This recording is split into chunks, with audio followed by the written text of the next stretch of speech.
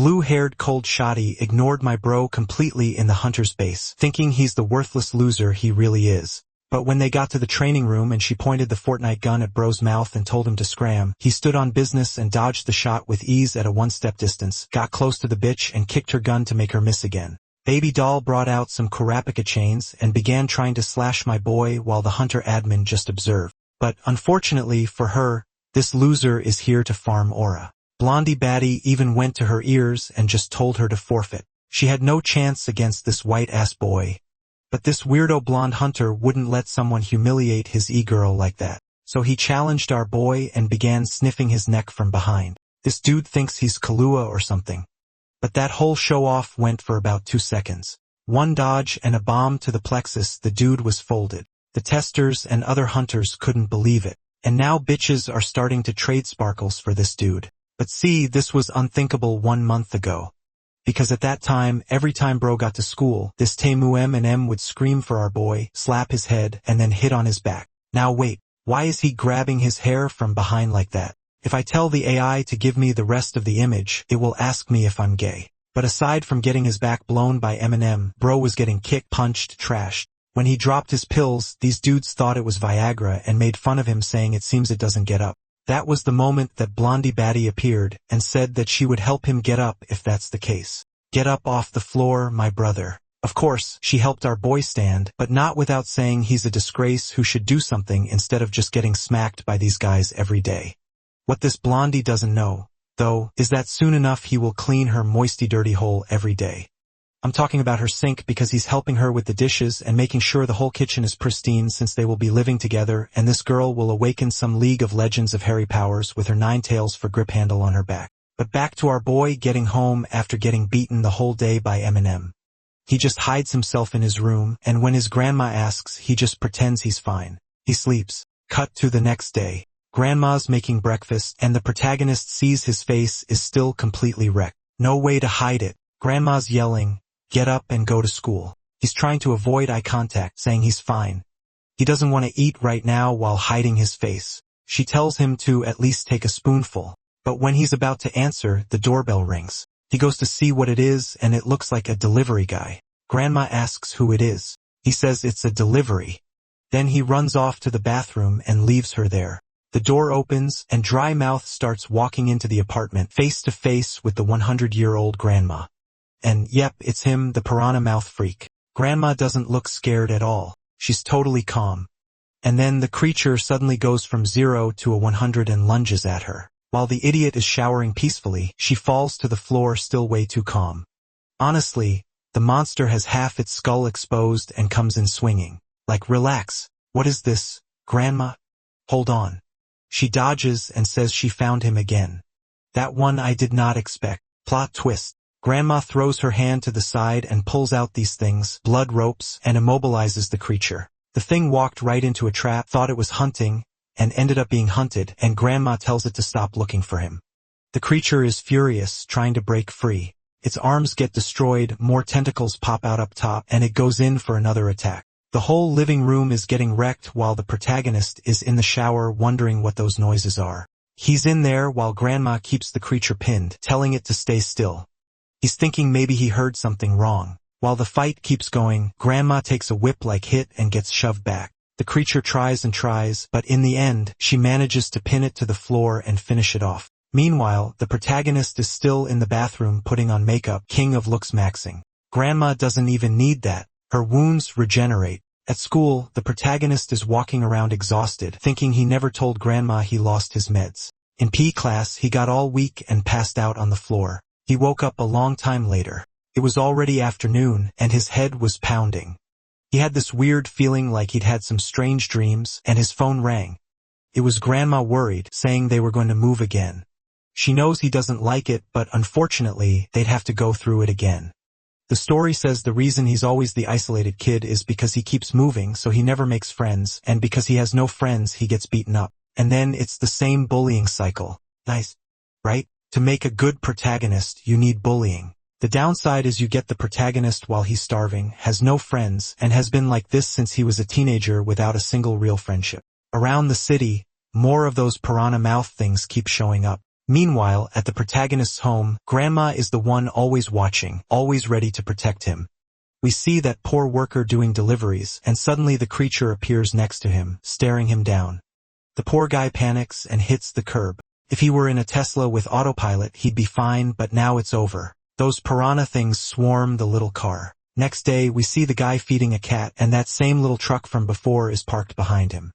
The cat seems to take a bite, grabs the food, and runs off. He hears banging upstairs and also sees a guy next to him opening the back door of the truck, and inside, it was packed with people. Meanwhile, the protagonist is having a calm breakfast. Dogs barking, thinking mornings are always loud. But Grandma, S-rank Grandma, immediately notices something's off and tells him to go to school because he's late. He's like, "What do you mean?"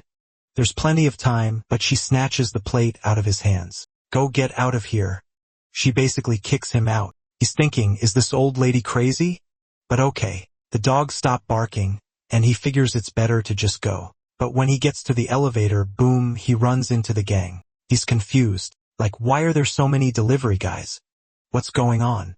They walk past him like it's nothing, but they stink like they left this black breath behind. And our kid starts freaking out and basically blacks out. He recognizes the smell and wonders where they're going. One of them passing by is like, "Where are you going?" and hits the elevator button. The protagonist gets inside thinking, yeah, this place is definitely weird. And, of course, the piranha gang is now face to face with Grandma who's ready. Meanwhile, the protagonist walks past the cargo truck. He looks at it and thinks it's strange. There's nothing to deliver, so why did so many people climb in like that? Then an explosion upstairs. One of the creatures is trying to fly without a parachute, just like our kid was thinking about the other day. Seeing that, he realizes this thing did what he always wanted. But before that, there's something he has to deal with. He runs to the elevator, doesn't work, so he has to take the stairs. Upstairs, the big piranha things have their mouths wide open, while Grandma has her eyes closed. She locks in, activates her power, and it wipes everything out. Then some deep web ratatouille-looking thing comes in to bite her, but she pulls those ropes again in some kind of formation.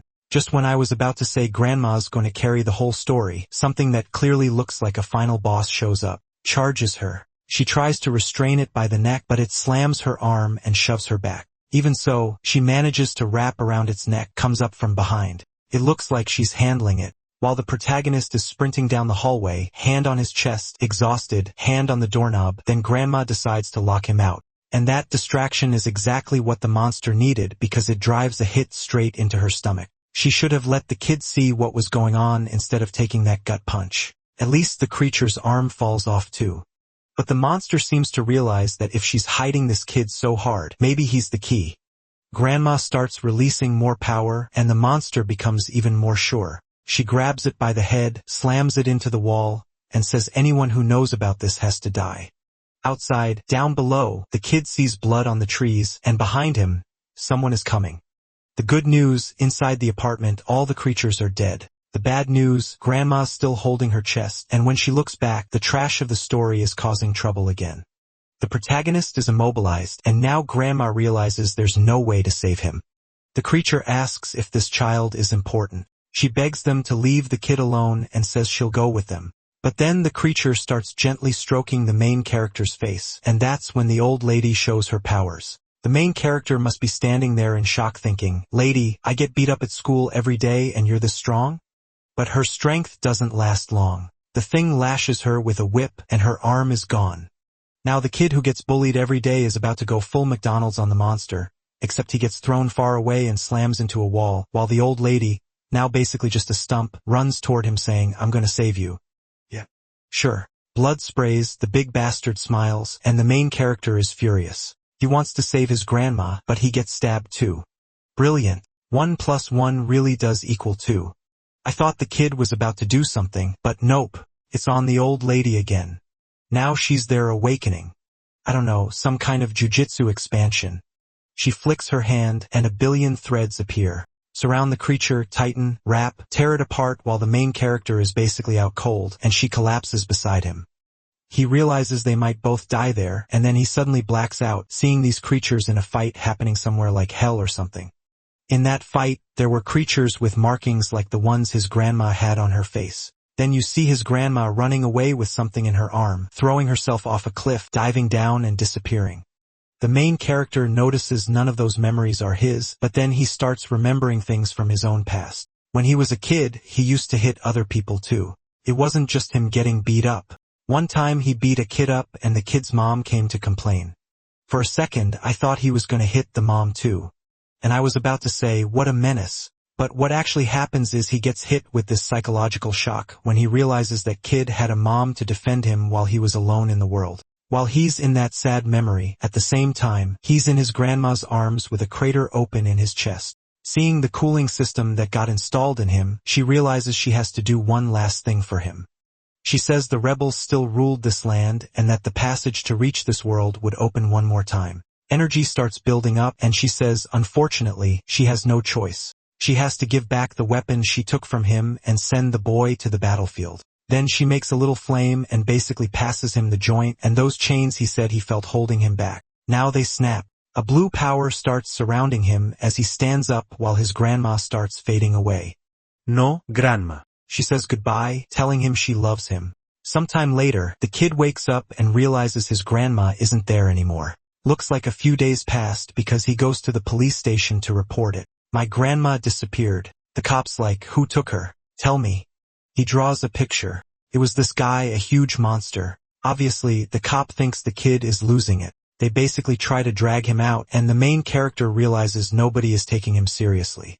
He goes back home, throws himself on the couch, tries to sleep, but he can't. He keeps replaying that whole nightmare. Every night, it's hard to sleep, and he's desperate for news, spreading rumors, asking around, talking to everyone.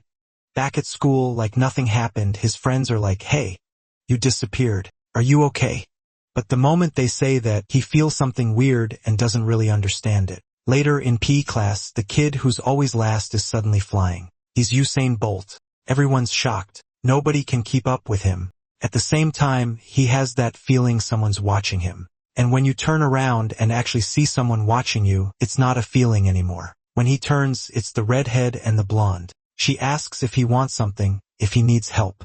He says no and starts walking away. She wants to ask about his meds, and he keeps saying he's fine. He doesn't need them. He even stopped taking them. That's when he remembers he hasn't taken his meds since his grandma disappeared. That suddenly gives him an idea, and he just takes off, jumping away and leaving. The blonde stands there confused like, yeah, that guy really is crazy. Right after that, the M&M guy walks by, sees her, and instantly gets all love-struck. But then he realizes the girl doesn't like bald guys, and she keeps calling out to Luna, who completely ignores him. Out on the street, the main character is thinking about everything that happened. His body feels weirdly fast and strong. While he's wondering what's going on, he sees Luna working pretty and hardworking. What more could you want? He wonders if he should talk to her since she ignored him earlier. But then he sees an elderly woman collecting cardboard on the street, and it reminds him of his grandma. He stares like an idiot, apologizes for looking too much, helps her finish, stands up, and thanks her. But at the store, Luna's shift gets interrupted by those guys showing up. She clearly doesn't want them there. They go, hey Blondie. We're here to buy some drinks. You better not ask for my ID because I'm obviously over 18. She refuses, and one of them is about to punch her. That should get someone arrested. But in the end, the two idiots just get kicked out and nothing happens. Then the redhead nudges the other and says, look, it's that one who eats rats. Let's make her buy drinks for us. The blonde guy walks up and goes, hi, my dear homeless lady. We want you to buy us some drinks. You can keep before he can finish. She snaps at them and tells them to get lost. They get mad. She refused, starts stepping on her cardboard, smacking money against her head. The main character sees it, remembers his grandma, and he's not having it. He pulls the old woman away and tells her to leave, and, of course, now it's on him, which is perfect because we need him to throw his first punch already. The guys get in his face. What? Is she your grandma, you idiot? He hates it. While they laugh at him getting mad, one of them grabs him by the neck and slams him into the wall, tells the redhead to keep watch because he's gonna beat this kid up, and the main character gets beat up. I thought he was about to have his big turning point, but not yet. Then you see him cracking, like his patience finally snapping. He grabs the guy's shoe and yanks his heel. The guy screams and the redhead hears it and comes running, trying to help his friend who's already wrecked against the wall. The main character is staring with his eyes glowing, then suddenly he runs off like a maniac. He's asking himself what's happening to him. Later, he's in the park remembering everything, that hole in his chest. He starts realizing maybe all of it was real.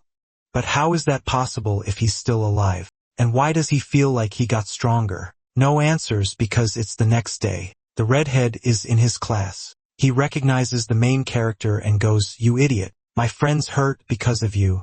Are you crazy touching my friend?" The main character still apologizes, saying he was confused. Meanwhile, his friend is like, "What is this? He hit the guy?" The redhead says it looks like the main character wants to die. But Jun Young, the main character's friend, tells the redhead to be patient. He's going through a hard time. Big mistake because now it's going to fall on him. When the redhead steps forward, the main character calls out and gives him that main character stare. The guy feels the pressure. Just one look, full Sung Jin Woo energy. The redhead completely folds and walks away without saying anything. His friend thinks Ronan is acting weird, like he's never seen him act before.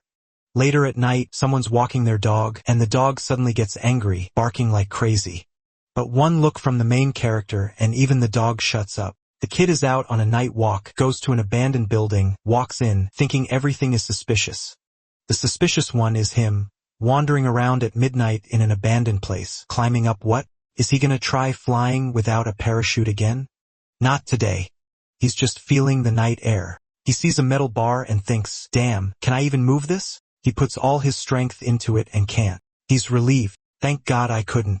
If I could, that would mean something's wrong with me." Then he looks back and sees he left the thing completely bent to prove to himself he really has some new kind of insanity going on. He tries again, puts in all his strength, and for someone who couldn't do it, he suddenly lifts it with one hand. That's it. He realizes he's the protagonist now. Next day, the blonde guy whose leg he squeezed shows up limping. Everyone looks. Look at him walking like that now. He sits down without saying anything. The redhead asks, "Why are you limping? Was it from that night?" The blonde doesn't answer, just looks at the main character staring off into the distance. The redhead yells, "Answer me. What happened?" The blonde tells him to shut up because the kid will hear them. The redhead doesn't get it. "What? Are you scared of that loser?" The blonde tells him to stop annoying him, grabs his books, and starts studying like he doesn't want to provoke the main character. The redhead just keeps remembering that look he got and stays quiet. Later at lunch, everyone's eating when the M&M guy comes over saying the boys have way too much food. How about sharing with a friend? He sits down and he actually brought more than them. The blonde is drooling, wanting everything he has, then looks to the side and sees the goddess Luna walking by. He tells her, "Sit here with us. Come on, eat with us. I'll give you some of my chicken." She walks past without answering. He realizes every time he gets completely ignored by her. And Luna, she's not a dog, but she's got a sharp nose. The main character barely awakened, and she already wants to stick close to him. She sits down after ignoring the other guy who's now angrily chewing his food. Clearly, this isn't going to end well for the main character. He gets slammed into a wall, and they demand to know how that idiot broke the blonde guy's leg. And really, he's pressuring the blonde, punching the wall and everything, forcing him to explain what the hell the story is. Then that girl gets involved again. She pokes at them and says they're hesitating to go mess with the main character now. Before, they loved beating him up. Now they're scared. Eminem tries to keep it light, says her joke is funny, but she crosses her arms and says he really does look scared. He hesitates and says there's no way he'd be scared of that loser. She steps closer and says she can smell fear. He's basically panicking. For some reason, she clearly wants him to go fight the main character. It's obvious. Then it looks like she messages the main character telling him to go to the back gate after school or he'll be bullied forever. The main character doesn't really get it. The only obvious thing is there's about to be a fight. Looks like the whole school is going to find out they want to humiliate him in public. Eminem is already stretching and everyone wants to watch. He steps up face to face and tells the main character not to make it boring and to hold out for a bit. But the future Sung Jin Woo is furious, fist clenched. People around them are saying it'll be funny to see him get beat up today. And the idiot Eminem wants to show off since everyone's watching, so he says, "Listen up, this guy is pathetic. That's why I'm going to let him hit first, just so you can see it won't make any difference." John Young and the blonde guy realized that was a terrible idea. Eminem looks at the main character and goes, "So, are you gonna punch me or what?" Making faces, showing off his ugly gums. Then he gets blasted before he can say anything else and drops to the ground. Teeth go flying and everyone's staring with their mouths open, while the blonde guy is thinking, yeah, obviously. The guy goes sailing like he floated and lands way off in the distance. Yeah. But the main guy isn't done. Not even close. He grabs him by the neck and forces him to stand up like we're just getting started. Right then, everybody got chills. The main guy is staring him down, eyes locked in, hands smeared with blood, and the other dude is completely wrecked. He steps in real close for some reason while the guy's trying to say he needs help, but nothing comes out. Meanwhile, that blonde girl, the troublemaker who started all this, was just up there watching. This was exactly what she wanted. Yeah, you little menace. Later that night, the kid's heading home when out of nowhere someone throws a backpack at him. It's his only friend who suddenly wants to be a real friend now, like he's not embarrassed to talk to him anymore. He's super curious, trying to figure out what happened, why he's acting like this, what changed so much, but the main guy just says it's nothing. Still, it gets in his head, and those thoughts distract him because it's obvious someone's watching him the whole way home. He gets there calmly, turns on the light like it's no big deal, and then holy crap, he looks up and there's a flying cockroach. I thought it was about to lunge right away, but the thing's smart. Just waiting. The main guy throws a plate straight into its jaw. The thing tried to set a trap for the hunter, but, of course, it immediately charges. He dodges, grabs its arm, and twists. Brutal. Snaps it clean in half. No merci. The kid's ice cold, already ripped the arm off, and the poor creature freaks out and tries to run outside. The main guy comes down from above, stepping across the air conditioners, and kicks it so hard it explodes on the ground. But when he gets down there, there's only blood. The creature's still trying to escape, wondering what the hell this is, why this human is so strong. But the kid's already leveled up. He's right there beside it, staring it down. Suddenly, big chunk of wood comes flying at him. He smashes it, and then he sees the creature on top of another building. Out of nowhere, he pulls an umbrella out of absolutely nowhere, launches it across the distance, and pins the creature through the chest. It's impaled. He walks up, wanting to know what that thing is doing there and what it has to do with his grandma disappearing. The monster seems honest and says the creatures they sent to hunt that woman never came back. The main guy realizes it knows something, twists the umbrella and tells it to explain why they were hunting her. The creature screams, agonizing, and says they're looking for some kind of key. The main guy doesn't get it. What key? The monster says it's obviously the key that leads to the other side of the portal. And since the kid is a demon, he should know.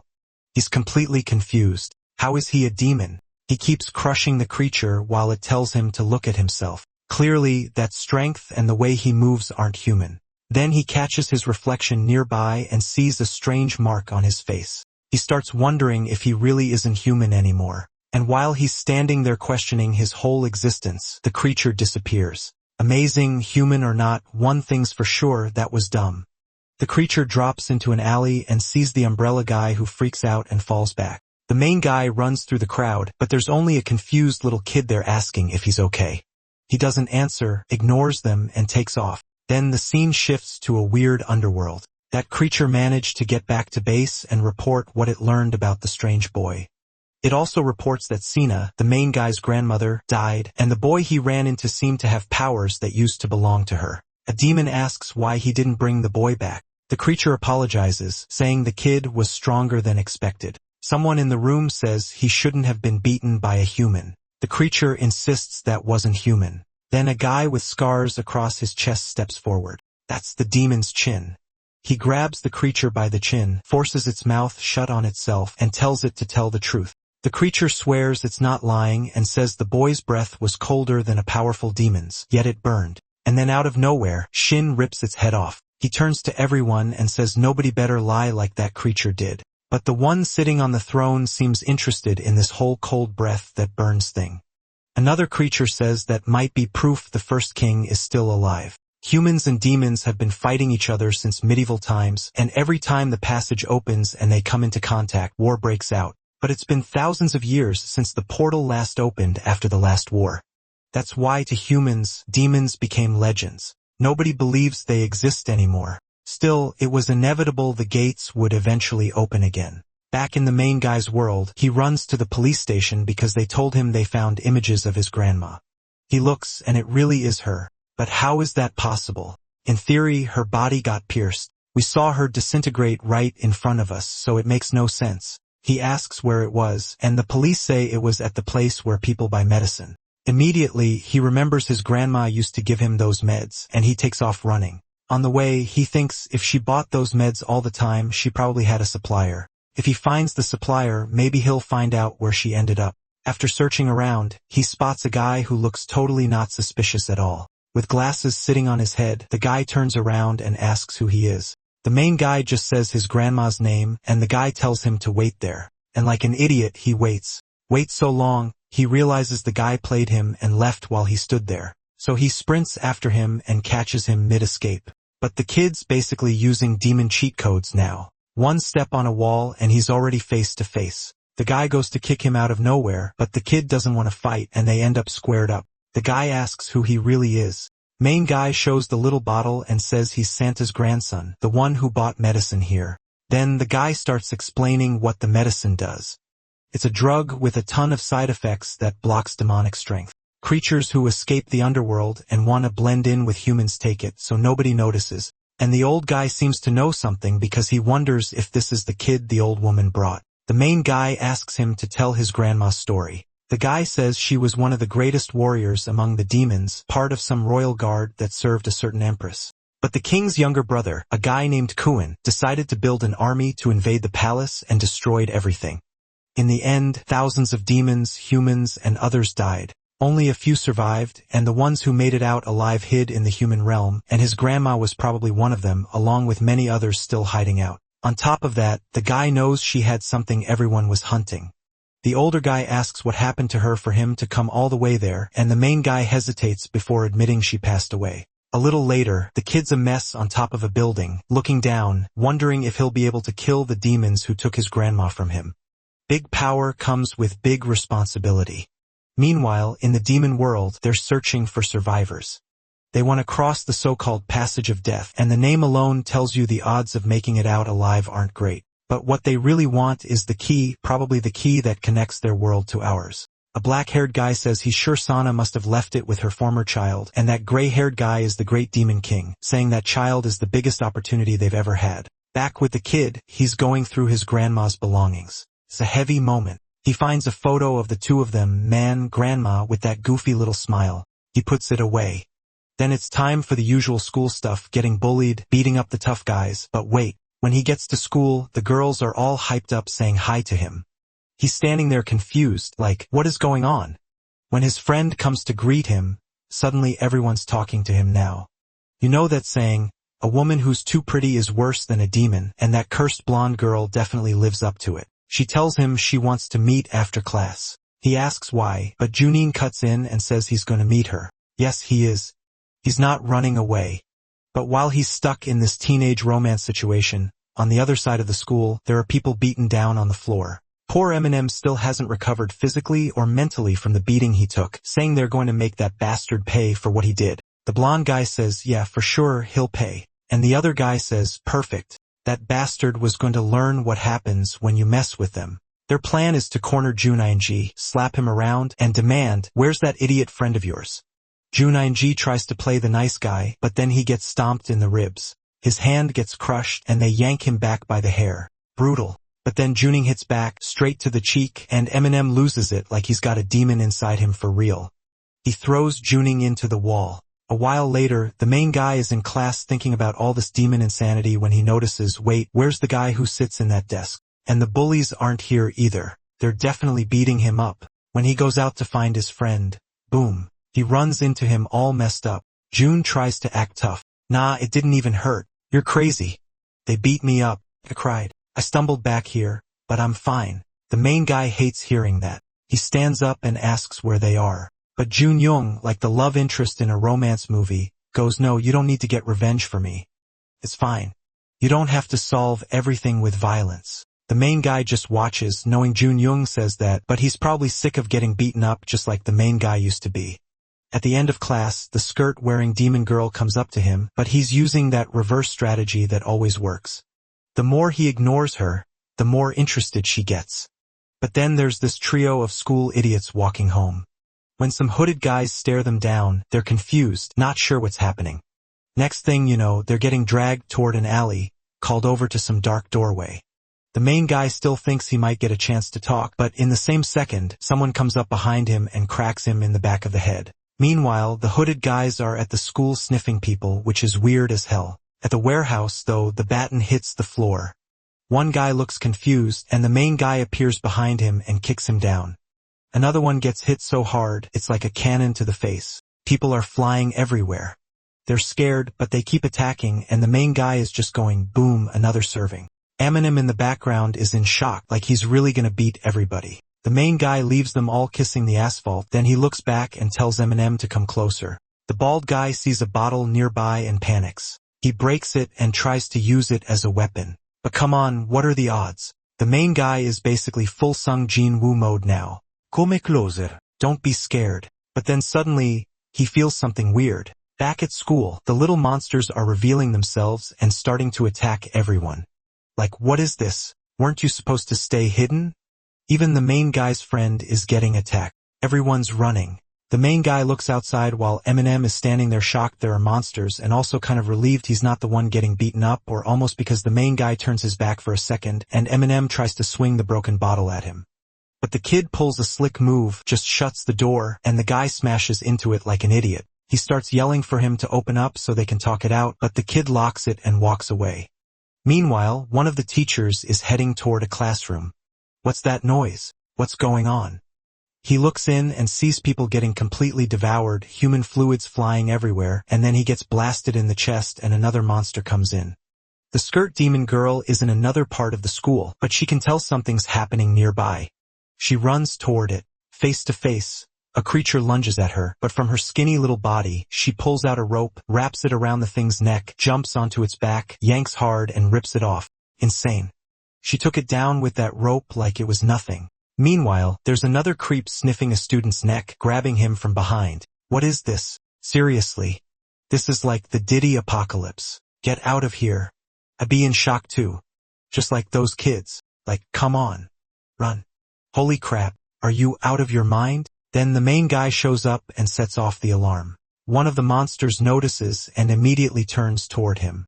His plan was to start drawing all the creatures to himself to pull them away from everyone else. Good lord. But Eminem is still no. I've got to respect him. He doesn't quit. Well, I guess that respect is about to end because he rushed in like an idiot and got his head slammed into the wall until it basically exploded. Now he's just there like, help me out. We're friends. But the main guy's like, are you crazy? I'm not helping you. You're done. The creature keeps crushing his head, and he's there with the wall already half destroyed, crying, blood pouring out when suddenly something comes out of nowhere and clocks the monster right in the mouth. It's the main guy coming in to save him. He lays into it with a whole combo and goes to rescue Eminem. And honestly, this would have been the perfect moment to finish it off. The demon starts falling apart and Eminem glances to the side, realizing the distance between them is insane. He's trying to figure out if the main guy is even human. Before the main guy can answer, another monster gets blown up. It's that gorgeous skirt-wearing demon girl beating up the Gina's demons. The main guy's standing there like, what is this blonde girl? How are you this strong? But she notices both of them looking at her at the exact same time. She immediately throws a punch, smacks Eminem in the mouth, and slams him to the floor. And considering how messed up that guy is, he's probably gonna wake up happy anyway. The blonde gets straight to business and tells the main guy to get out of there because every creature in that school is hunting him. Him being there will only attract more demons, so he shouldn't try to do anything. In other words, get it through your head. And right then, there's already a whole crowd of deities coming up the stairs. She tells him to run to the gym and he listens, breaks a window, and they end up in the middle of the court. He shuts the door. There are creatures pounding on the other side, and then one of them breaks a window. He grabs a ladder and manages to defend himself while the thing tries to bite him until a rope suddenly wraps around the creature's neck, yanks it, and smashes it into the wall. The main guy looks over at the blonde and asks how she fights so well. She just says there are more important things to deal with, and then a bunch more demons show up from every direction. They're completely surrounded, and then the creatures start merging together. The good part is that during the fusion, they can kind of hide off to the side. The bad part is it turns into Nikocado avocado before the diet, but the blonde is bold and decides to use herself as bait. The big thing charges, coming in with this huge hand covered in eyes, and it looks like she's about to dodge. Then suddenly, a curtain drops over the monster, and it's all tangled up and blinded. The main guy, who was hanging up there, pulls another Spider-Man move and starts bending all the ceiling beam. He goes in for what could have been the finishing blow, but back at the school, all their friends are taking an eternal nap. And in the middle of all that, there's a creature that's clearly on a whole different level. It looks toward the gym and smiles like it found what it was looking for. Back on the court, the Nikocado thing goes down after getting impaled. The girl tells the main guy they should go somewhere safe. He watches the creature fall apart, thinking it's the same thing that happened to his grandma. But before they can leave, he hears a scream and immediately recognizes it as his one idiot friend, and then the friend shows up right in front of them. But we know he was being hunted, so what is he doing there? The girl notices the shadows and warns that something isn't normal. The main guy, being the idiot he is, completely ignores it.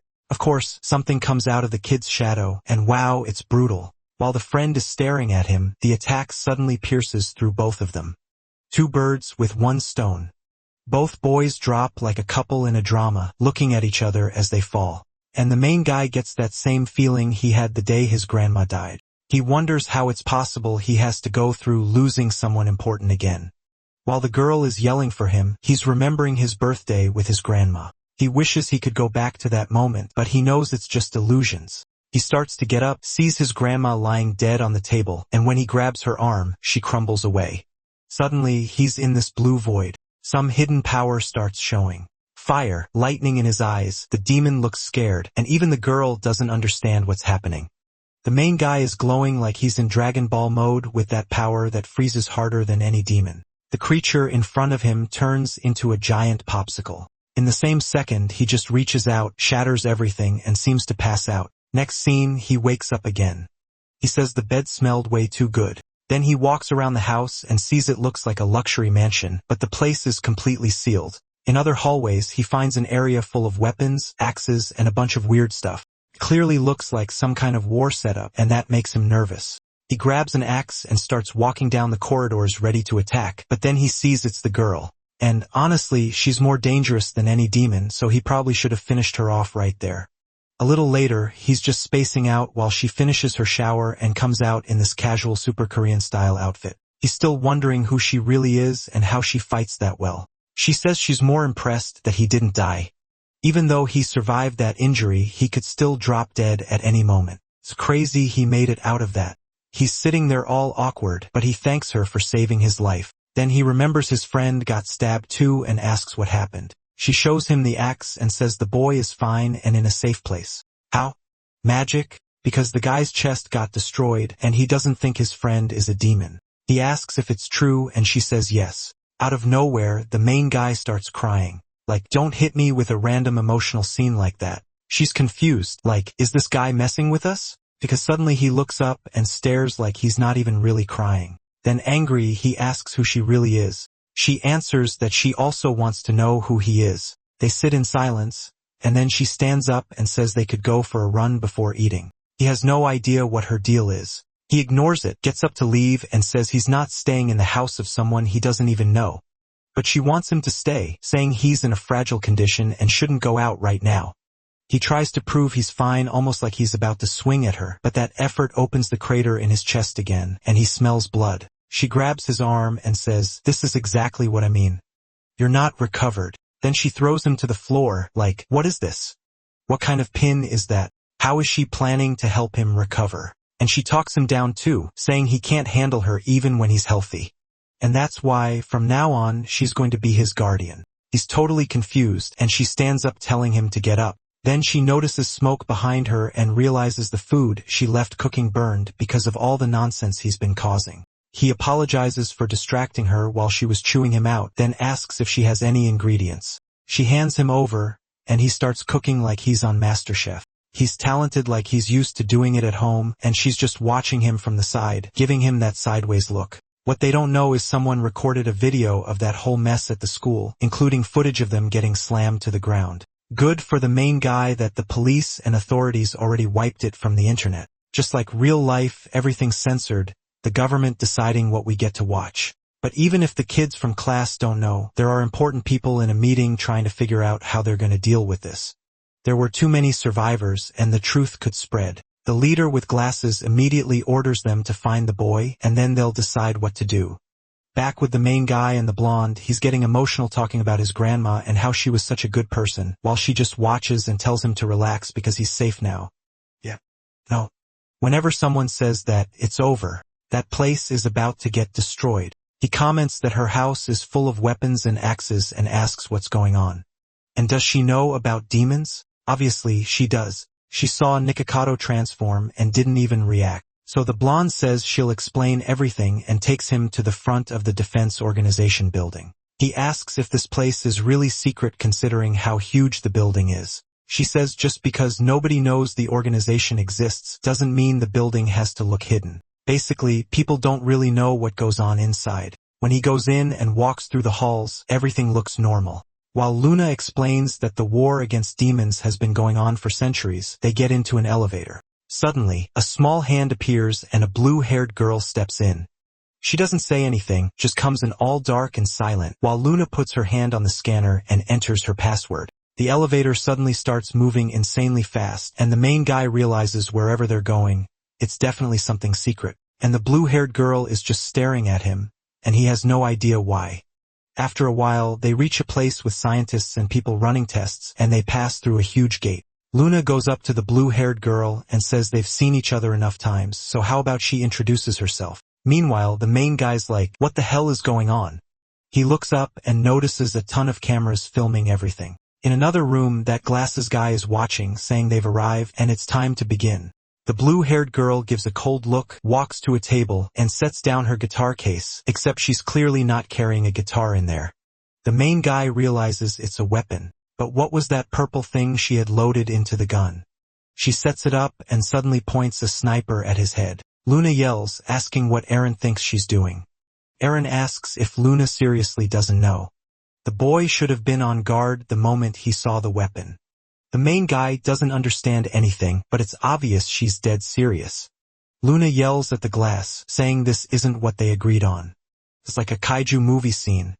Eren says it's not his fault, so she can only apologize, and then she pulls the trigger. The shot comes straight at him, but he has crazy reflexes and dodges.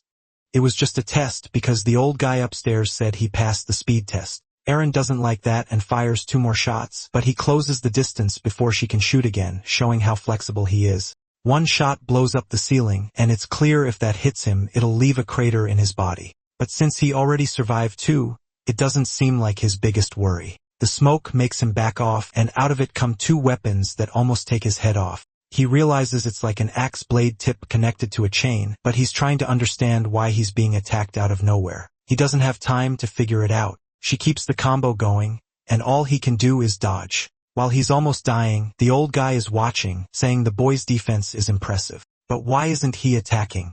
Eren fires 2 more right as he jumps and comes in to hit him from behind. But she does something.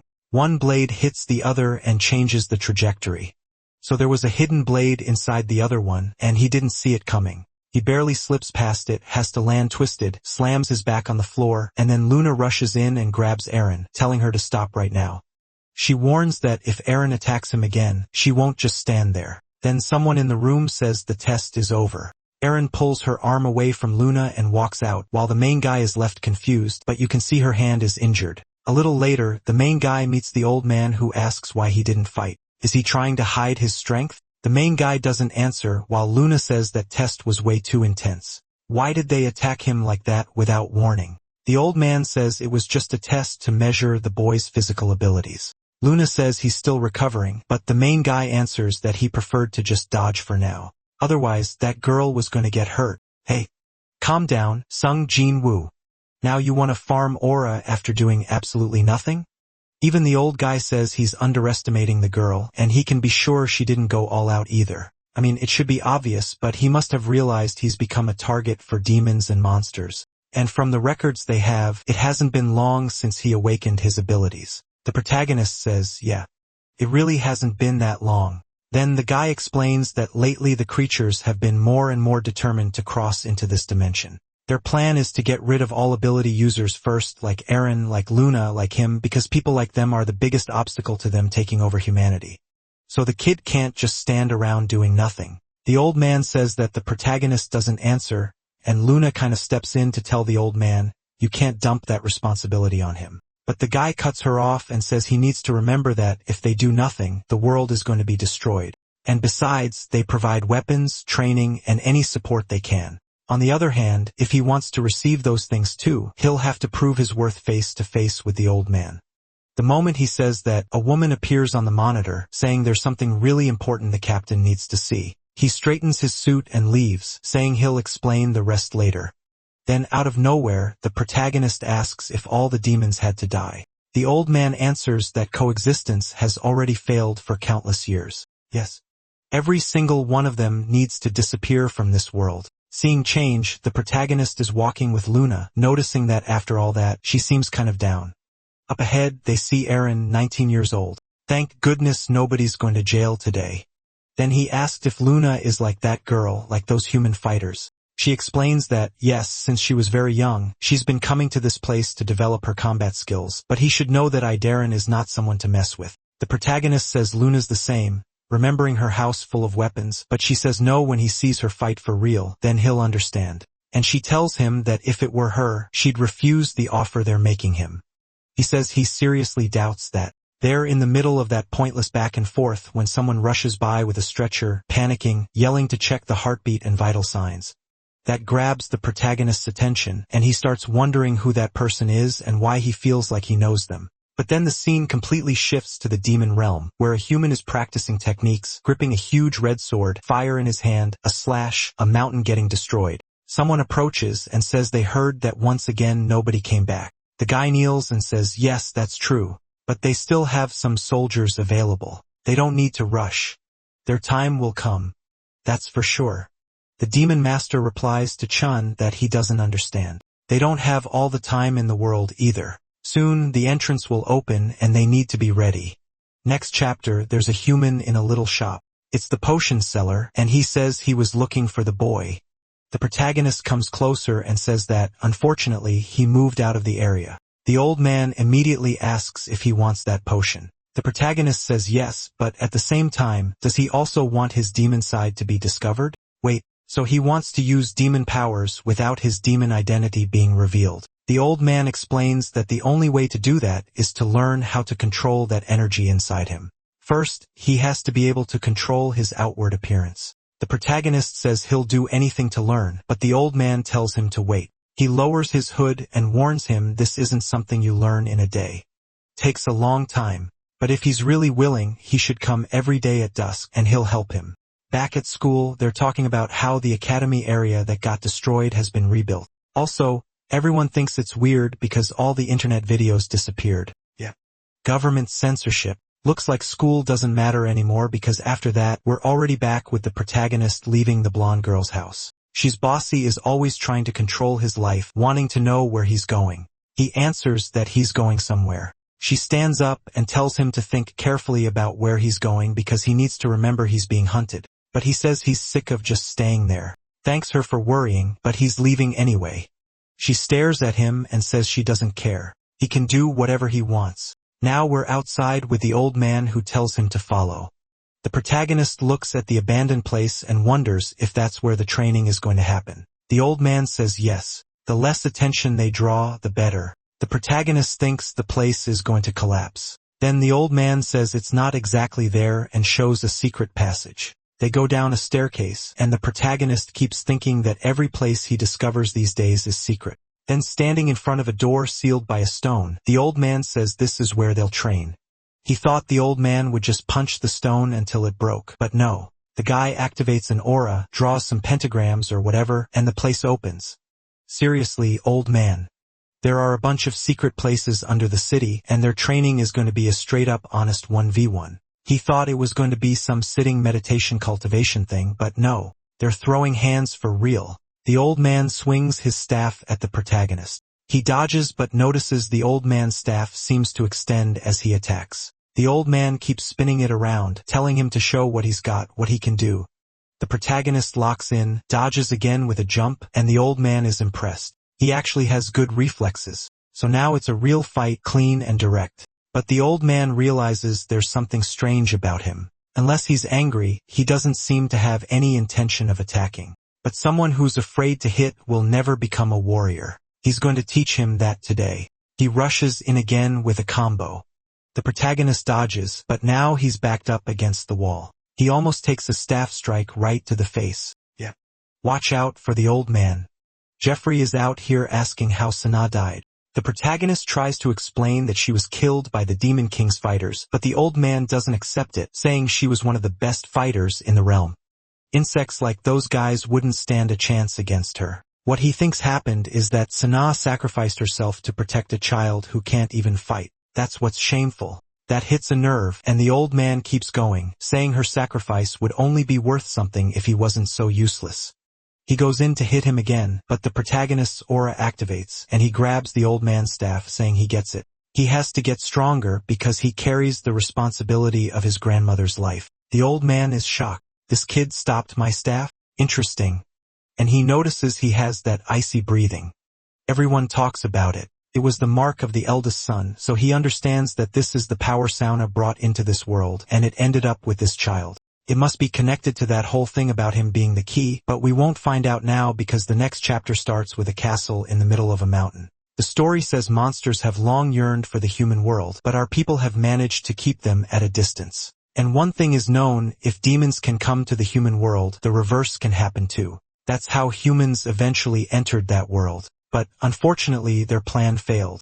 Most humans who went to that other world had their bones completely shattered. The moment they arrived, here comes the twist. The Demon King Khan, who wanted peace, helped a human woman who survived, and that led to something nobody expected. The Demon King and a human fell in love. Like out of nowhere, it turns into a romance. And they had a Baphomet Jr., which has to be our boy, no doubt. A kid who's half monster, half human.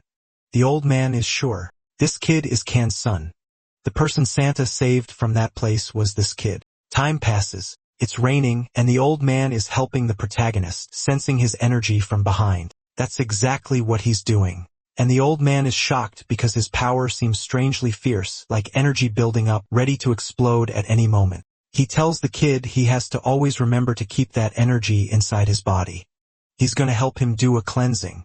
Then he smacks him on the back, and the aura starts expanding, circulating around his body. And just like that, the old man seals all his energy. He says this will help him control it for a while. It's better to let the energy leak out and gather somewhere else than to keep trying to suppress it. But besides that, there isn't much more the old man can do. The kid is the one responsible for hiding the power he has, especially the mark he carries. If he can do that, then he'll be able to use an even greater power than he imagines. Looks like we're in the training arc because one training ends and we're already in another. With the old man saying the same thing, he has to learn to control his power. The protagonist is sealing aura into a bottle, and the old man lights incense, saying pain and fear will follow him. He needs to face that and come out on top. Smoke starts taking over the place, and the protagonist can't breathe. In the middle of it all, he looks to the side trying to understand what's happening when suddenly a giant blue hand comes in, and, yeah, it hits him dead on. It's like Baki fighting his own shadow and getting wrecked. He slams into the wall, and it's probably an illusion. The whole place is shaking, and the old man looks at his watch and says it started. The kid wakes up thinking whatever hit him hit like a truck, and in front of him there's a literal final boss made of pure mana, but he isn't scared. He says the monster might be big, but he can predict its movements now that the smoke is gone. He'll focus on speed and launch a counterattack. But the second he jumps, the monster appears behind him, and before he can even process it, he gets hit from the back. So it's not that the thing is fast, it's that there are two of them. And he takes one hit and ends up slipping into unconsciousness, wondering if he's still the same Nero as always, getting beaten without being able to do anything. A voice says no. He's gonna kill that version. Blue aura starts to appear, and the big monster comes in to throw a punch. Next chapter, he's smashed against the wall, bleeding, but saying it's not over yet. The mana creature comes closer again, but the protagonist seems to be losing consciousness. The creature, seeing he's basically shut down, puts its hand on the kid's head, and then he wakes up next to the old man who apologizes, saying maybe he shouldn't have pushed him to the limit like that. It's his fault for forcing it. But the protagonist wants to know how something like that happened. What was that? What were those creatures? The old man only says the kid's power went out of control. Then the protagonist suddenly gets emotional, like genuinely sad. I failed again. I'm trash. I'm filthy. I'm good for nothing. The old man agrees, but he tells him not to die because he still has a lot to do in this life. Then the scene changes to a castle, lightning crashing outside, someone by the window saying storms have reached the northern lands. The places where demons can live are getting smaller every day. Food is getting scarcer. More and more demons are being forced to kill each other, and now they're wondering when the day will come that the passage to the human world will open. How long are they going to trust Chen's words? The old man just gives a look, and the bald guy apologizes, saying he believes, but then the king orders them to bring Chen there. They're going to talk. Looking out at the horizon, he knows the lands where demons live are becoming desolate. Time is running out. They can't delay this anymore. In front of a vortex of energy, someone approaches Chen and says, Kun is looking for him.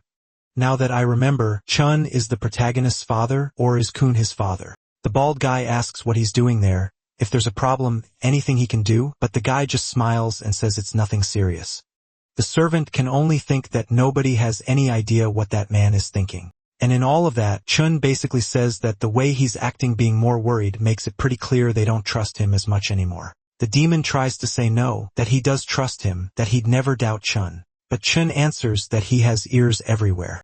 He got to where he is today by spilling blood, using a sword, not just talking, and that's why it's better for his friend to be careful not to die. Right then, the demon realizes he just got threatened, lowers his head, and says he'll never forget that again. Water drips into a plate. The protagonist is training for the Olympics, and the student asks what he's going to do. A week has already passed. He's like, what are you even talking about? She says it's been a week that he's been going out every night like a stray cat. So what? He really is a stray kid, or do you want to be his owner? I'd have answered that like a total Chad, but he insists it's just a simple walk, and she tells that damn Nero to stop pretending. There's a limit to what she can take. Like, kid, do you think you get to boss my guy around? He does what he wants, and he makes it very clear. He doesn't answer. He doesn't care about anything. Then she says she understands things are hard, but there shouldn't be any secrets between them. Suddenly, there's relationship drama without even a kiss. It's the worst part of a relationship with none of the good part. What is going on? And he asks, what relationship do we even have? She turns around like, why are you asking that? He kind of implied maybe it's romantic, and I think she got confused. Nothing happened apparently. Because we're back to cave part 2. Put on his head, he shows up saying he's ready. The old guy is up there like a monkey on a branch, stares at the kid, slams a huge hand on the big piece of wood, and suddenly those soul jars come down. He tells the kid to remember that everything he sees there is made through his power. This test is to make sure he won't lose his mind when he's using that power. Then a blue punch comes flying in from the side of the protagonist, disappears, and is already behind the creature. While he's in the air, the old guy is in his ear yelling at him to control that power, thinking it's insane that in just 1 week he's already evolved this much.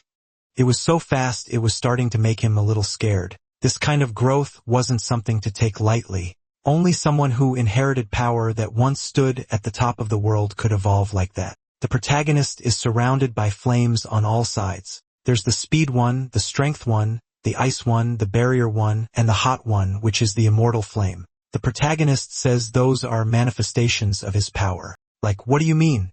Explain that properly. But he warns that he's there to destroy them all and dominate them.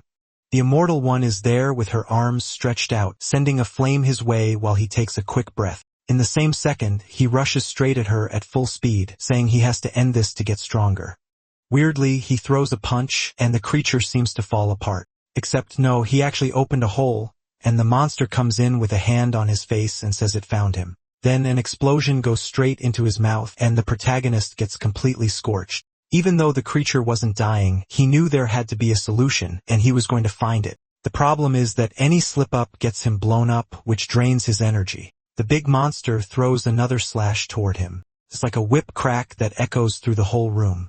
He gets knocked far away and realizes this thing is attacking like it really wants to kill him. But that doesn't make him hesitate. It just makes him want even more to survive this test. He slams the creature, and the old man notices the rhythm is changing. The kid really is starting to control that power. The monster swings its huge arm forward, and a crystal storm comes at him, and he puts his hand down to the ground. He makes that barrier Gon versus Ahsoka style. Then he kicks and breaks everything.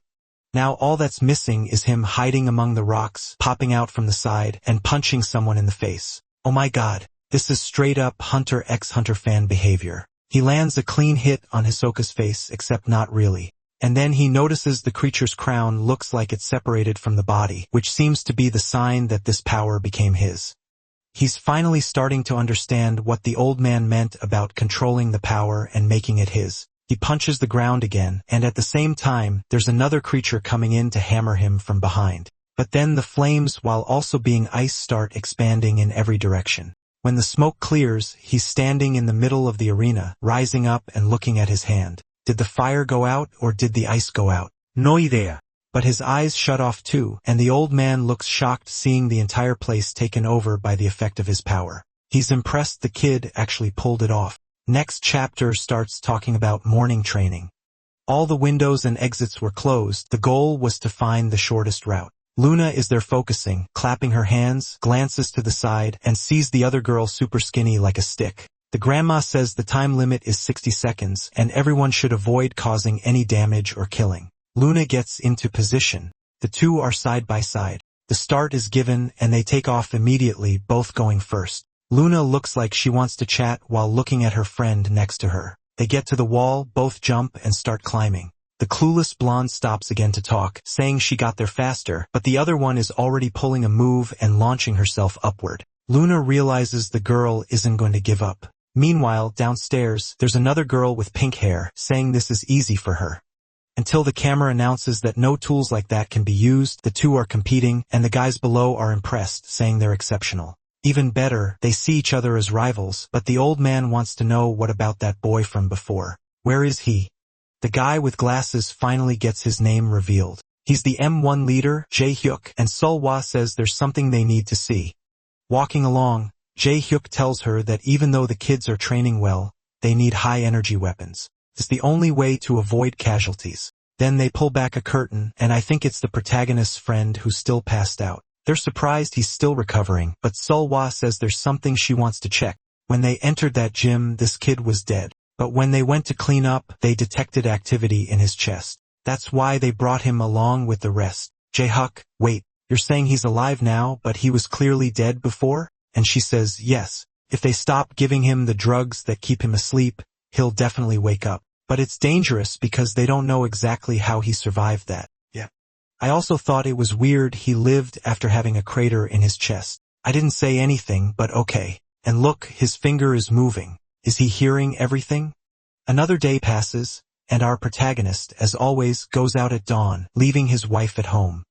The old man on the branch is thinking that this time, the power he witnessed went beyond what he could even imagine someone being capable of. And the strangest part is that the kid gained control of it all. Maybe it's time to test that. The protagonist is staring ahead when suddenly the guy literally throws 4 fidget spinners. This has to be a 2017 story because there's no way someone still remembers those. The things almost blow the protagonist up, but he looks fine, feet planted. The spinners are bouncing around, spinning, and he has to dodge like they're the biggest threat in the world, which maybe they are. Again, he kicks off the wall, spins out, while the old man watches and says the kid's vision clearly changed.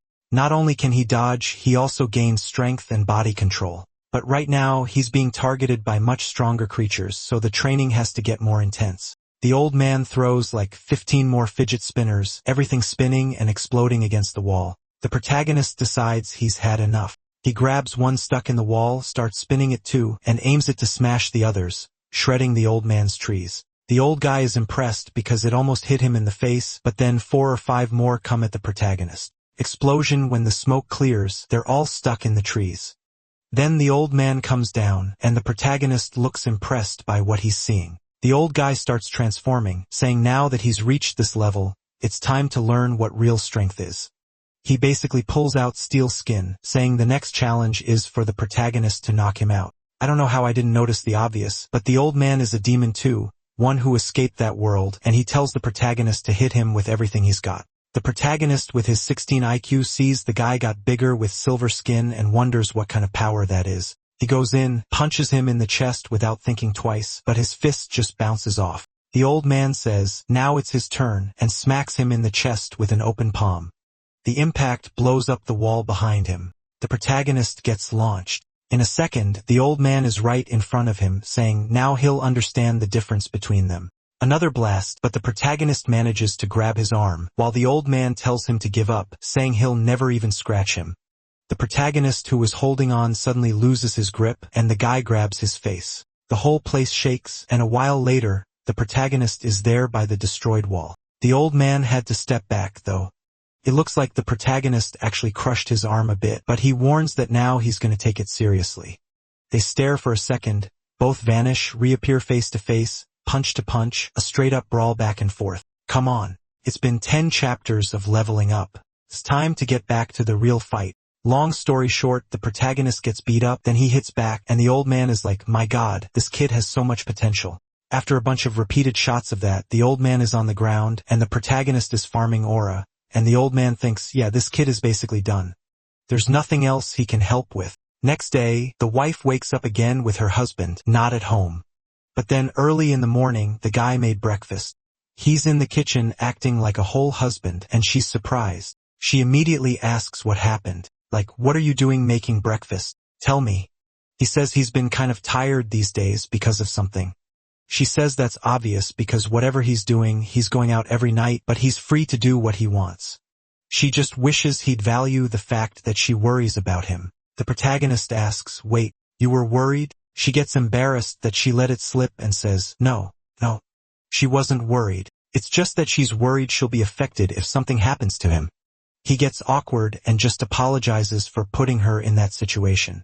He never thought anyone in this world would worry about him. He says the most sad boy line ever, and she's instantly in love in a panel full of flowers, like literally that XXX Tentacion laugh energy. And she tells him to shut up and stop it. A while later, they're walking down the street, and he's wondering if Luna saw his mark, because when he was fighting at the academy, it clearly showed up. Then she asks what the difference is between M1 and superhumans and monsters. I think M1 are those high-ranking people from the training group. She explains there are monsters that look human, but when they use their abilities, marks appear. So from the way she says it, the protagonist realizes she either doesn't know about him or she's hiding it. And it seems like M1 are the most trained humans who hunt those marked humans. He remembers the old man warning that those guys won't give up. And now that he's being hunted by demons and maybe by those people too, he should be worried. Luna asks why he's so deep in thought while he's sure there's something the demons want from him that he still doesn't understand. Then he says, before we go to the barracks, there's something I need to take care of. Next chapter starts with him walking when look who's back. The Eminem-looking guy who already got beat up a bunch of times welcomes Ming, saying he's in the mood for a huge cigar.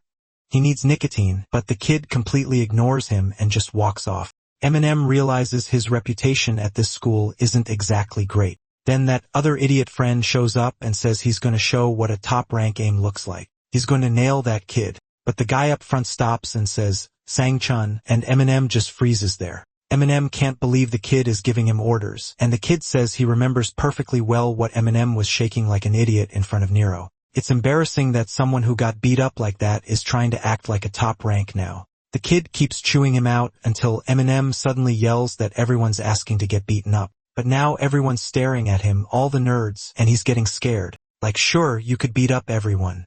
Even if the protagonist is right there by the window with his blonde girl, and he'll beat you up later. Yeah. There's no way around it, kid. You should probably just give up. The protagonist is in full superhero drama mode, looking at his friends and saying, wow, I'll never be able to live such a peaceful life again. Yeah. Right? Like, you're not doing just fine with that blonde girl going everywhere together. Anyway, now we're heading to his old place, his apartment. Luna thinks it's dangerous, but he ignores that and asks if that's where she used to work. She says yes. She worked there for a little while, but it's nothing special. The only thing that ever happened there was that sometimes some entitled students would show up trying to buy cigarettes. Nothing else. The protagonist knows the M1 organization provides financial support. So why was she working here? Was it to keep an eye on him, or was something else going on? Cut to the protagonist arriving at the old apartment. He looks around, nothing unusual. Luna asks why he's standing there like an idiot. He says it's nothing. He's just remembering the old days, and besides, he's there to find something specific. They stare at a door, and the scene cuts to a bunch of open boxes. The protagonist is trying to find whatever it was the demons were looking for. That's with his grandma. Yeah, kid, you need to figure out that the thing is you. Meanwhile, Luna looks at a photo of his grandma and says she looks strangely familiar. The protagonist comes back. She asks if he found what was important. He smiles and says they can go back while thinking, unfortunately, no. Cut to the hospital where Junie is waking up. Out of nowhere, the kid has a freak out, sits up in a panic, coughing like crazy, and asks where Nero is. He wakes up asking about his friend. That's a real friend. A little later, they take his blood and tell him to take it easy. He just got up. Meanwhile, Seol Hack is all excited, saying his blood is extremely important for certain tests. And since he's gonna let them test whatever they want, how about they hand over the information he wants so badly? Jun Young hesitates for a second and asks where exactly he is and where his friend is, so Hwa tells him to focus on recovering first. He doesn't need to worry. Soon he'll see the boy. She's all emotional, saying she's happy they both survived. Looks like she doesn't know what happened to him. Cut to him walking through the lab looking for something. He finds a vial, and the girl immediately asks if that's what he's looking for. She's about to say he's acting really suspicious when she suddenly notices he's really handsome. Then she says that's why she'll warn him. If they find out he came in there, he's screwed.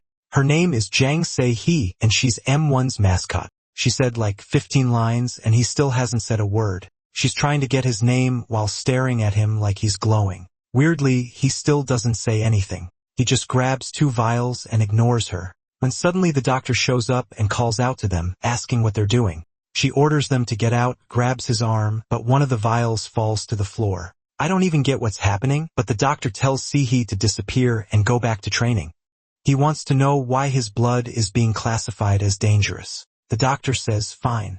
She'll explain what happened to him, but first they need to go back to his room. But look at the way he's watching her as she leaves. The second she closes her eyes, a hand goes to her neck, yanks her inside, and blood smears the door. The kid has already stripped her clothes off, and he's smiling like a psychopath. Yeah. There's clearly a demon inside this kid. Next scene, the M1 group is talking about Erin, that blue-haired girl. Apparently, she got beaten by a guy who just awakened. A blonde guy named Han Song starts mocking her, saying it's ridiculous that she trained for so long and still got beat by someone who just awakened. She completely ignores him. He gets pissed and tells her not to ignore him, then suddenly looks to the side and says, they're talking about the demon. Right then, the doors open, the protagonist walks in with his blonde girl. He gives a quick stare, and Han Song is smiling, saying he wants to see the power he has with both eyes. Meanwhile, Jang Se-hee is blushing again, saying this one is handsome too. The rest of them know he's the boy from the rumors. From behind the glass up top, someone says it's good to see him there again. Looks like he agreed to take the entrance exam. The protagonist says he'll take the exam if that's what it takes for them to cooperate with him. The old guy doesn't even get it. Cooperate with him? The protagonist explains he has no intention of following anyone's orders. But since they share the same enemy, maybe they can work together. Suddenly, Han Song appears behind him and asks if he really thinks everything's going to go the way he wants. He has no idea how hard everyone there works to protect the city. The protagonist just says that, unfortunately, his world isn't peaceful either, and he has a lot of problems to deal with. Han Song keeps pushing, saying he needs to learn a lesson so he understands who's in charge there.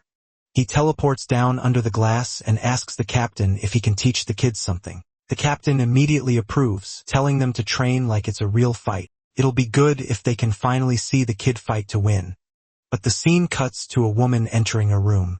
She's the first to find the other doctor's mangled body. Back in the arena, Han Song asks if he's sure he doesn't need a weapon. He's gonna get brutalized. The protagonist thanks him but refuses. His hands are enough. Sexy is totally smitten, saying the kid really has a brave aura. She starts rooting for him, while Han Song jokes that he just got there and already has a fan club.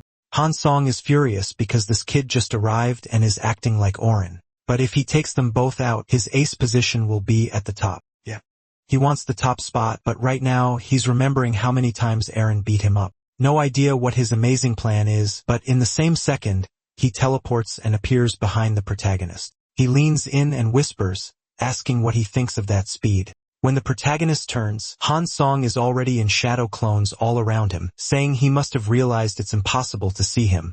He goes in to throw a punch, then the protagonist, like it's nothing, lands a clean hit right in the middle of his head. Han Song face plants, and the protagonist, completely bored, eyes half closed, Sulho asks if the kid really attacked with his eyes closed. The old guy says when someone moves too fast, vision can get in the way more than it helps. But, obviously, closing your eyes to focus and still hit a target like that isn't easy either. The kid awakens some kind of sixth sense that's stronger than his eyesight. Meanwhile, the protagonist notices the mark didn't appear this time.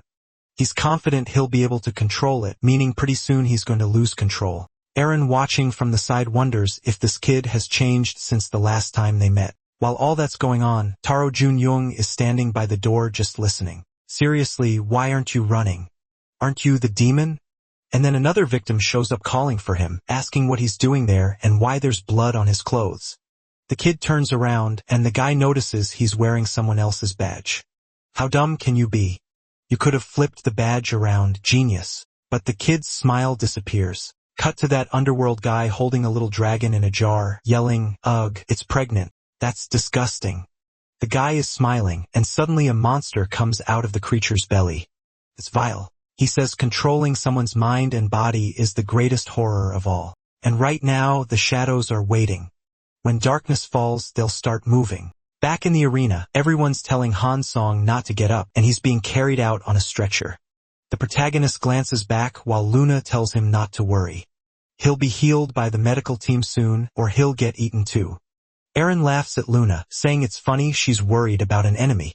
The two start trading jabs again when someone approaches the protagonist from behind and says that was impressive. It's Jay Huge, saying the kid must have some kind of psychic ability. If he goes through their systematic training before he can finish, an intruder alert starts blaring. Everyone panics. That should be impossible because the security at the entrance is insane. In theory, there shouldn't be any monster inside. Nero wonders if some kind of creature actually followed him in. The base leader yells for everyone to take combat positions. The protagonist says he can join the fight too. But the guy asks him to help evacuate all the civilians because his presence would just get in the way. People wouldn't be able to act freely since he's not part of the team. Luna says it's best to take him outside the base since he doesn't have an entry-exit record and she'll have to help him. Meanwhile, Sihi is yelling that she'll take the handsome guy. In the chaos, Sihi calls for the boss, saying they need urgent help, and the guy rushes out. Sihi clings to the protagonist and tells him not to worry. She'll protect him. Everyone's running around trying to figure out who triggered the alarms. Then they find another dead body, and they're sure someone really is inside. Cut to the protagonist with the girl asking if there's ever been an invasion there. She tells him to relax because she's protecting him, but no, there's never been an invasion before. The protagonist is shaken. If there's never been an invasion, why would it happen today? The day he shows up, and, of course, by that mandatory protagonist coincidence, he runs straight into his old friend. Instantly, he's like, "My God, my best friend." He runs over and hugs him tight, then he barges in, thinking there's a romance happening between them. She folds her arms and says she wants to be part of this relationship between handsome men. Meanwhile, in the security room, they're reviewing all the footage. They finally find the moment he killed the guy in the hallway. The old man pulls the classic zoom in more, and they see his face. The good part is they know who it is. The bad part is that right now he's with he and the protagonist who just brought everyone to a security room in Sector 1, where supposedly nobody would be attacked. He suddenly says she's going to get water and leaves. Then Jun Young looks at the protagonist and says he's fine, but Nero thinks it's weird. His friend was supposed to be getting treated at the hospital. What is he doing in the M1 area? Jun Young ignores the protagonist and just says he's happy to know they both survived that chest wound. The protagonist gets thoughtful. Yeah. It really is unreal. He goes to thank his friend, saying that from now on, he'll protect him forever. But even as he says it, he's wondering if he can really protect his friend, and his friend isn't helping at all. Maybe it's an illusion, but he gets right up in Nero's face asking if he really thinks he can protect him. That hits the protagonist like a shock. Right then, Sephi comes back with some water while the protagonist looks crushed. Back in the camera room, they finish reviewing everything and realize the kid is in the security zone. The chief comments that if he's not mistaken, that's where Sephi took Tadanero. The moment they turn on the camera, the sweet trio is right there. But it looks like something went wrong. What he's saying is, let's send a few squads over there. Except in the security room, once you go in and press the button, nobody else can enter. Super convenient. The three of them lock themselves in a room where nobody can do anything. So how are they supposed to get out? Probably someone inside has to press the button to open it. I'm guessing while they're stuck in that mess inside, Safi is having fun being right between the two guys. But she notices that after she came back, the vibe doesn't feel the same as before. Did they start competing while she was gone, trying to see who'd get access to her sexy body? What the hell? Yeah. That girl is not okay. Forget her. Leave that crazy one alone. She starts wondering which one she likes more. Maybe the serious guy. That's when she notices the serious guy, Jun-young, has blood on his coat, and on top of that, he's wearing doctor clothes. None of it makes any sense. When she goes to ask about the blood, he cuts her off and says it's from earlier, when the vial fell on the floor. He puts a hand on her shoulder and says they already got in trouble because of that, so how about they just forget it and drop it. Looks like he used some kind of intimidating aura because she freezes up, but the protagonist immediately grabs his hand and tells him to calm down. Why is he acting like a different person? Why is he suddenly acting like this and staring at her out of nowhere? Then Juning pulls out this creepy smile. He can't even hide how evil he is, and it becomes crystal clear to the protagonist that something is seriously wrong with this guy. Before he can do anything, one of the doctors nearby says they should go to room number 2, and then out of nowhere, a hologram of the boss appears, warning them that the intruder is right in front of them. It was Juning.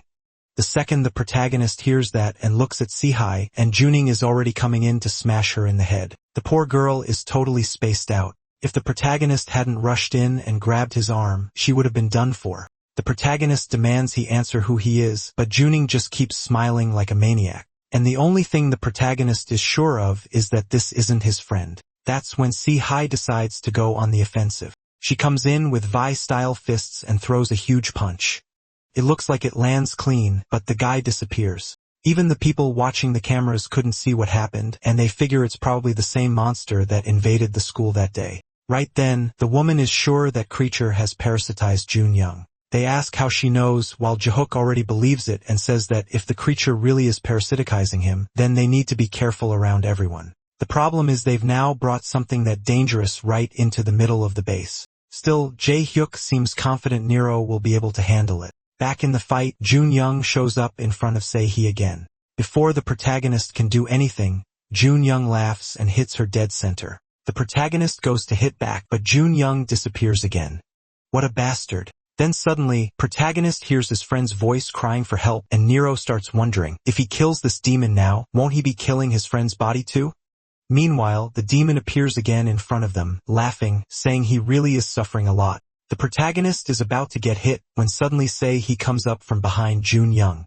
He's forced to back off, but the protagonist still doesn't know how he's going to solve this. Then he remembers. When he hugged Jun-young, there was also a creature that came out of the shadows. That's how they both got pierced. Now he's sure, considering that crater in his friend's chest. He didn't survive. In fact, the only reason he's standing there at all is because the demon took over his body, meaning Nero can't hesitate if he wants to deal with him. So he jumps and destroys the only light in the room. The people watching obviously can't see anything now. So what do? Help in the fight or just wait? So Wah has no idea. Inside the room, the protagonist is sure. If the demon can move through shadows, then you just remove all the shadows and he'll be stuck. But the demon laughs, saying the kid is delusional if he thinks he can beat him in the dark. He even says he lied to his friend when he claimed he could protect her. The protagonist ignores everything he says and remembers the fight against Han Song when he closed his eyes and felt the mana expanding inside the guy's body, and then he comes in with that burning eye focus.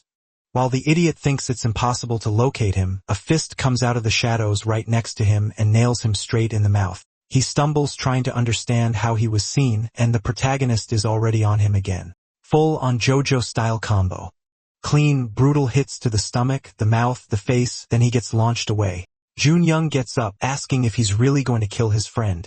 The protagonist tells him to stop the act. It's obvious his friend is already dead. Then he lets out that Goku scream, and his aura, this mix of fire and ice, starts expanding. Jun-young wants to know how some random kid can control power like that. The protagonist basically tells him, stop right there. Then he fires off that icy fire barrage that turns him into a popsicle, and right after that, he blows him up. Since the power was basically pure glitter, it looks like the cameras actually caught something that time because the woman is shocked. The protagonist thinks it's sad that he had to erase his friend's body like that, but that person wasn't the same anymore. Coincidentally, right then the door opens and everyone starts coming into the room. The whole place looks like it's snowing. Jae-hyuk asks if everyone's okay. The protagonist, as always Mr. Doesn't Waste Words, walks out without saying a single thing. But now everyone's curious, so they head into a meeting to figure out what happened. First, they were already sure. When they found Jun-young's body, he was dead. It was probably in the time between them going in to retrieve the body that something took control and made him look alive. Seo Hwa apologizes. She should have realized, but her greed was bigger. She considered that possibility but figured it would be a great chance to get a blood sample from someone controlled by a demon. So, yeah, she knew it was an option and still decided to let it happen. They want to know why the demon chose to possess that specific guy. Jae-hyuk says that from what he heard, Jun-young was Nero's friend. Even if they don't know why, it's obvious the demons are interested in Nero. While they're in the meeting talking about him, he goes home alone asking himself again, why are demons following him?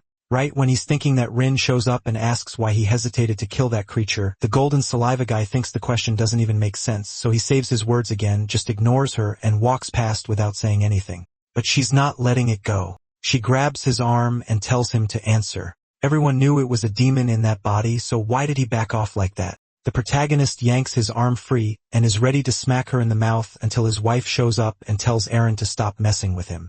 She should know how hard it was for Nero to face someone who used to be his best friend. Eren says it doesn't matter. The person who didn't do anything in the fight is the one talking. She says that at the M1 agency, hesitation can cost everyone their lives. The protagonist doesn't care about their argument and once again walks away without saying anything. But at the same time, he's hurting. He didn't like killing his friend with his own hands. Meanwhile, in the analysis room, they're trying to understand what happened in that fight. After everything went dark, suddenly a blue flame expanded, and that's when it ended. Jiu comments that it's weird because there wasn't any fire there, and Seo Hwa is just as lost as we are, saying it's strange because the video shows an explosion. But when they entered, everything felt cold and frozen. She thinks for a second and says the only way that would be possible is if Nero had some kind of magic that's like freezing fire, which obviously makes no sense. But she also thinks it's kind of impossible. Nobody's ever heard of a human with two elemental abilities. While they're talking about him, he goes to see the old man. He tells him everything that happened, including that he killed Jun-young. Now we find out the old man's name is Muzan, and he says there's something strange about the kid. Every time he kills a demon, another one shows up. The protagonist agrees. He wants to know why, how long it's going to keep happening, and what the reason behind all of it is. The old man says, alright then.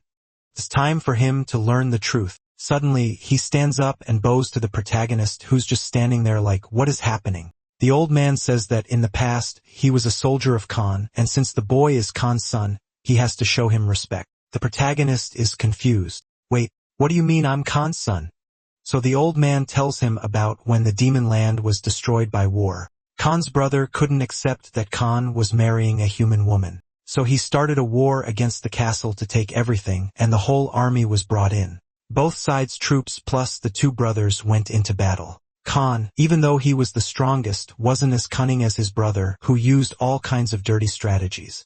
With no chance of winning, the soldiers who survived managed to escape and fled to the human world. The only lucky thing is that they found Sana, who was the protagonist's grandmother, and then he returned to the human world with her. Bottom line, Nero is the son of the former demon king. And even crazier, he carries the blue flames, a force considered legendary among demons, and the symbol of succession to the throne. The protagonist says his grandmother never told him any of this. The old man explains it was to keep him from getting dragged into all this. But now that he's awakened, there's no going back. And he needs to understand he's being hunted because the demons don't just want to stop him from taking the throne. They also want to steal his power. The responsibility is huge because the boy is carrying the fate of two races. The protagonist is out running in the rain, thinking about everything the old man said, and we see that on the night the castle was completely destroyed. His mother also turned to ashes. Back with the old man, he says that his mother apparently took her own life and Santa brought him to this world, all to delay the war and keep him from dying. That's why he, the former general of that world, is in the human world too. And the truth is, Nero's power is the key to reopening that interdimensional portal. If he gets captured, the creatures living in the other world will gain access to his planet. So the protagonist understands he's the key to saving this world and also to destroying it. The power he's trying to master is the same power that, in theory, could bring about the end of the planet. Meanwhile, in the Demon Kingdom, they're all watching the door that seems to be resonating. The king says it's happening because the person has fully awakened, and now he wants to know Chun is doing, why he still hasn't finished his mission. Meanwhile, Chun is there as always, staring at the sea. He's always just standing around like he does nothing with his life, but he's thinking that the precious child finally woke up. Then we see, back in the past, the day the woman Nero's mother entrusted her son to Santa, but strangely, she went up to this big-headed kid who was holding another baby too. Everyone's got babies like demons are just mass-producing them. And she told him that the moment she left, he had to run away with his sister and not look back. She hugs him and leaves. And that kid is Chun. And he started hating humans because he was abandoned by his mother, who left to save the son she had with a human woman. The poor kid tried to find her, but it was too late. He screams desperately. And from that day on, he never saw her again. That's why he stands there waiting for that door to open so he can go look for her again.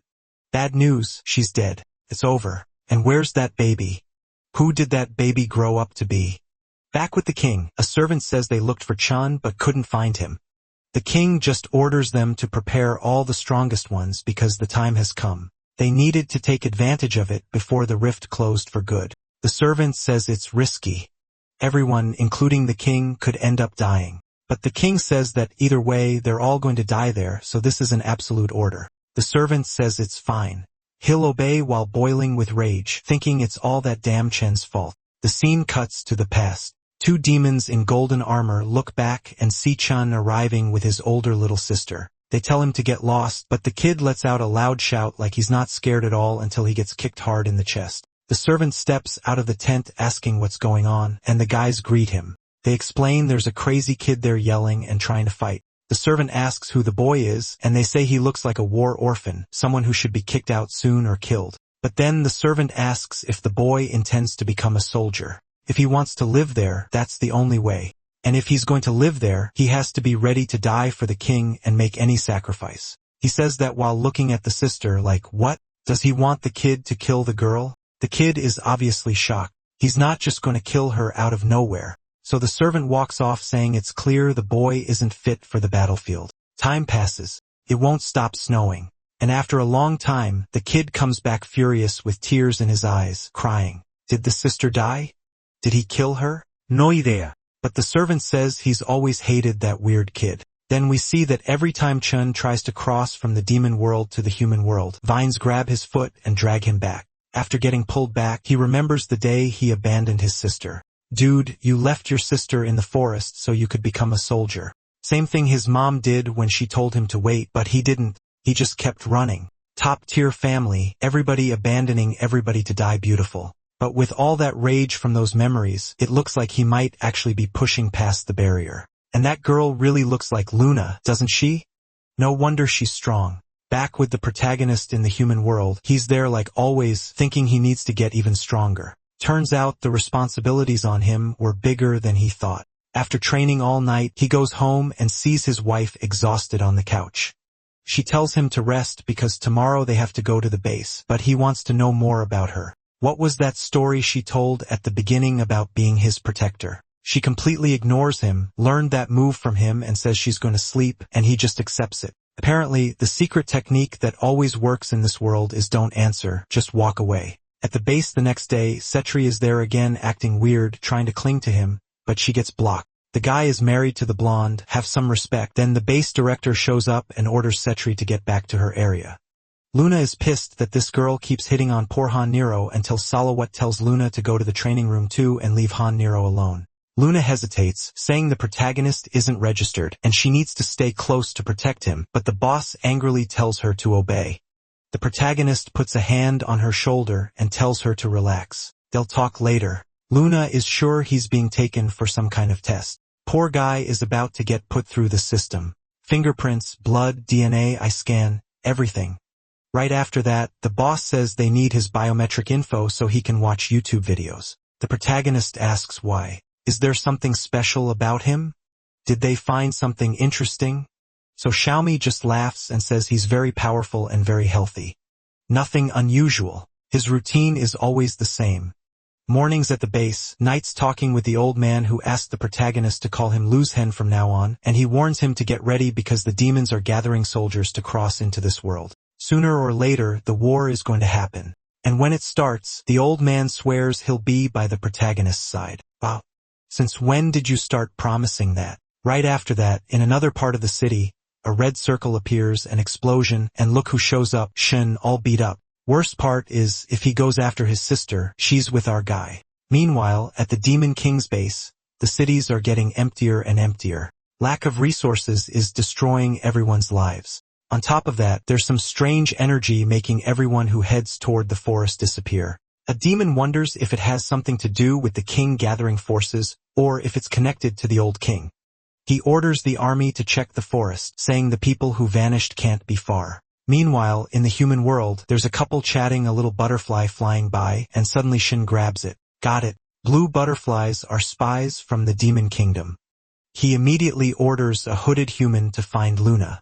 We cut to Luna being chased, but she senses the presence. Her plan is to lure him somewhere isolated. Girl, normally you run toward people. And totally by coincidence, the protagonist is on a bus passing by at that exact moment. Of course, he gets that bad feeling. Something's about to happen. He hits the stop button to get off, and the scene switches to an abandoned place. The hooded guy is walking when something comes down from above. He almost gets smashed in the head, but the snake-like guy whips out his tail. Luna demands to know why some bastard is following her. The creature says it's obvious he's there to capture her. She tries to run, but he grabs her arm. He crushes it, and she starts getting drowsy. But hold on. This is the first time she's awakening her power too. Everyone's a demon in this story. Claws start appearing, snake style. What is this? The snake lunges in to bite, and Luna dodges to the side, starts summoning those lines, traps the thing, clamps its mouth, pulls the cords. His whole body gets immobilized. She jumps in to try to tear it apart, but the lines start coming undone. Now the snake goes for another huge bite. She barely stops the teeth, but one of them manages to touch her arm. She's about to head back to base to recover when the protagonist shows up. He's in shock. He just found out his wife has 9 tails. She says she'll explain, but at the same time, she doesn't know if she'll survive. The protagonist kicks the snake guy away so he can escape. The snake slams into the ground and realizes something is off about this kid. The creature tries to dive away and escape. Luna tries to cast something, but her arm is infected and she can't do anything. He tells her to wait, and the scene cuts. They're already home. He wraps her arm and she hides the tails. Then he asks the obvious question, "You're my wife. You keep pushing me to leave, but you're a demon and you never told me anything." And if she is, that means she also knows about him, so she hid everything. She reveals it started back in school when she saw that medicine on the ground. That's when she found out. The protagonist, furious, stands up and says it's ridiculous. She knew all this time and never told him. She talked about him being able to trust her, but apparently it was all a lie.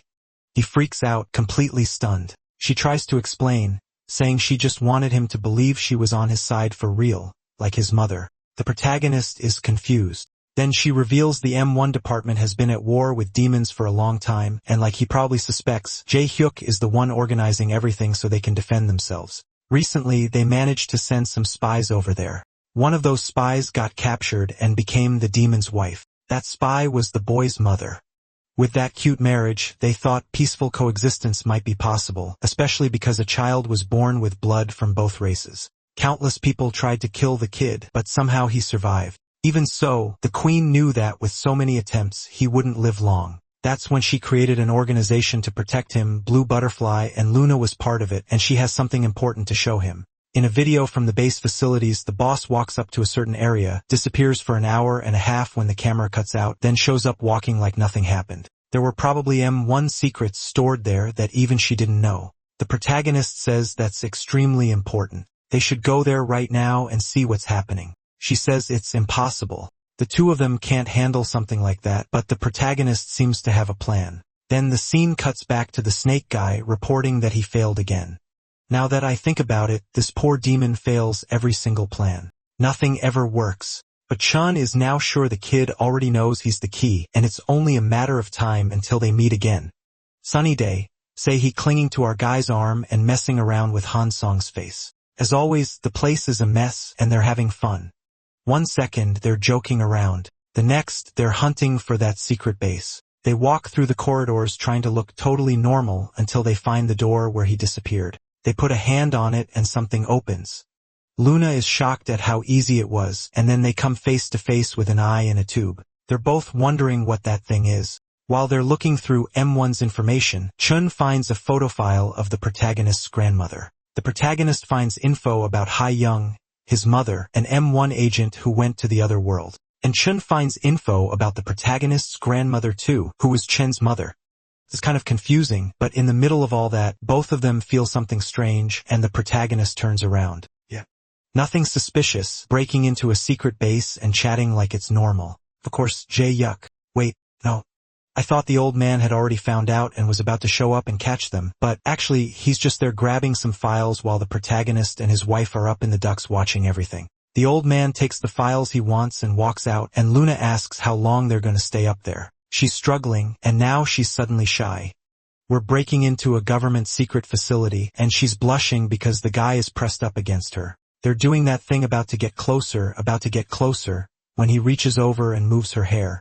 Meanwhile, it feels like there's airflow up there, and the director seems to catch a scent. He starts wondering who entered that room. Looks like they followed the ducks and found another medical area. Inside, an older woman is asking Erin if she's feeling okay with the higher doses. The two of them don't understand what they're talking about. Then the woman injects something and tells her to remember. If she feels anything different, anything unusual, she needs to report it. Back at home, the protagonist tells Luna he thinks he understands what they're doing. Erin was being trained to go through the same process his mother did. She was going to be sent as a spy to the demon world. While you're dealing with that, Chun is starting to track you down. Then the building security guard finds him, shines a light on him, asks what he's doing, walks closer, and then scene change. The guy is dead. Poor dude. He was just doing his job. Meanwhile, in the demon world, there are chained creatures, weird things being thrown into the portal. Looks like they're trying to increase its size, but one of them breaks free, snaps the restraints, and charges the guards, except King Dae-young is already there. He's furious, demanding to know why the number of soldiers isn't increasing. One demon is scared to say it, but it seems like people are running to the forest to join Chen's resistance. The king grabs him by the throat, holds him over the vortex, and orders him to explain.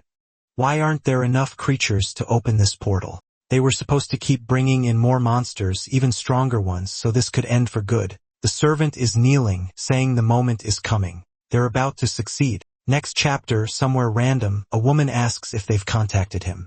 Does he know if what Musen said is true? So they're friends of the old man.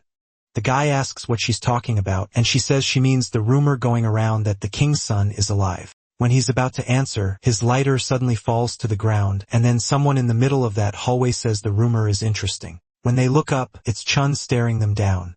He instantly teleports right in front of both of them and asks if this is some kind of fugitives meeting. They immediately try to run. She starts climbing the wall, and the other one bolts the other way. The kid can't even understand how they got found. Chun says they've got way too much time on their hands to be worrying about something like that. Flames start spreading through the corridor, and he knows he has to find a way out as fast as possible. But Chen's fire slices through like a blade and cuts his arm off. Chun walks up and says it's awful to see they still can't recognize him, even though he's disguised as a demon. Then he tells him to remember the name Chun. The guy knows Chun is the king's right-hand man. So what is he doing here? The only thing he's sure of is that if it really is him, he has no chance. So what does he do?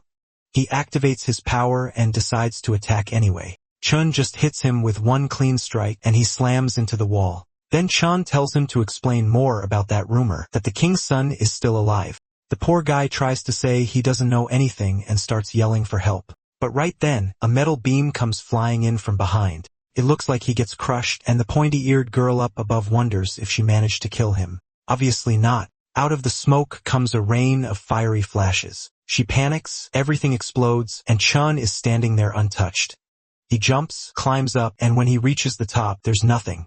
He sees blood on the door and follows the trail down the stairs. Then the scene cuts to a guy putting up a cone and saying it's a restricted area. The cop is wondering who could destroy an entire city just by driving. When he looks back, there's a massive crater, and it sounds like something is coming from inside, so he walks closer to check. Then a demon rushes him and bites his head clean off. The other one tries to call for help, but the monster comes in and slams him into the ground with one crushing hit. The whole population is in shock, but those hellish locust things just keep pouring out. Meanwhile, back at the M1 base, the alarm goes off. Sei-chi is hyped, saying she finally gets to use all that training.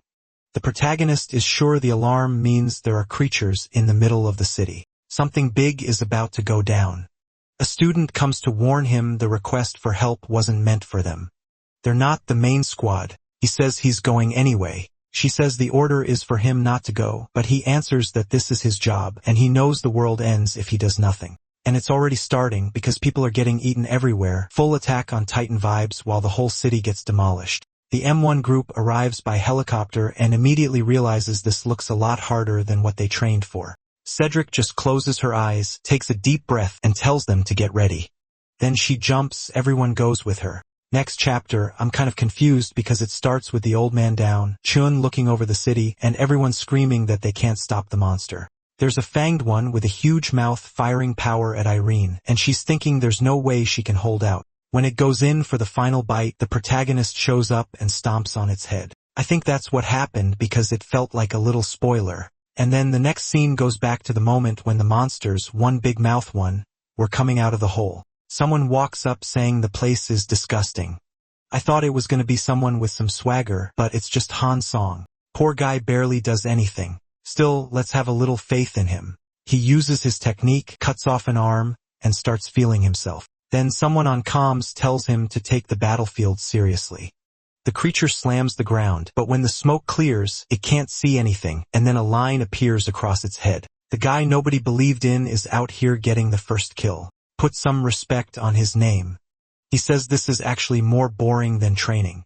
Somewhere else, Cell Lee is throwing heavy punches into the monster's chins and acting confident, shouting from a distance that she's going to be top 1 in the rankings. But then she notices something weird. The monster is still twitching, so she apologizes for leaving it alive and blasts it again to finish it off. The problem is, they killed 2, but a ton of creatures are still coming out of the hole. On the team comms, they're saying numbers 2 and 3 are handling things without trouble. Where's number 1? Erin says she's right there with 5 in front of her. Someone asks if she can handle it, and she cuts them off and says, obviously. The monsters keep crawling out, drooling, while others look like they're burning on the ground like a titan. Erin jumps up into the air, brings her arms together. A purple aura builds up, and she fires a bunch of, like spiritual fire shots. I thought she was about to do something flashier, but that's what it is. It rains down on the monsters, and they all die. She has aerokinesis, which is like mixing air with telekinesis. So she says it makes sense that her friend is the ace, while Han Song says he's also getting a lot of kills. Then Kong say another team is coming to help, so they can pull back for now. Erin walks up to the hole and looks down.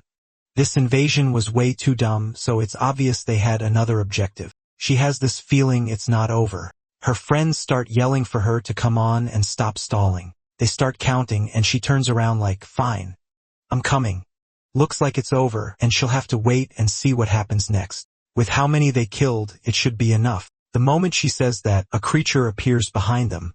The 2 of them freeze, and someone says they've never seen anything like it. And the thing goes in for a bite, but then the scene cuts to someone checking their phone and seeing an evacuation message. There's a group out on the street wondering if there's going to be an earthquake or something, but the one person who knows what's really going on knows it's not an earthquake at all. It's Muzan nearby. Everything is a mess, and nothing feels right. What's the meaning behind all this? He's asking himself the same thing. The only thing he's sure of is they'll have to speed up the plan. He looks at a door, walks up to the handle, and asks if someone is breaking in. I'm confused too, but he says he doesn't feel anyone's presence.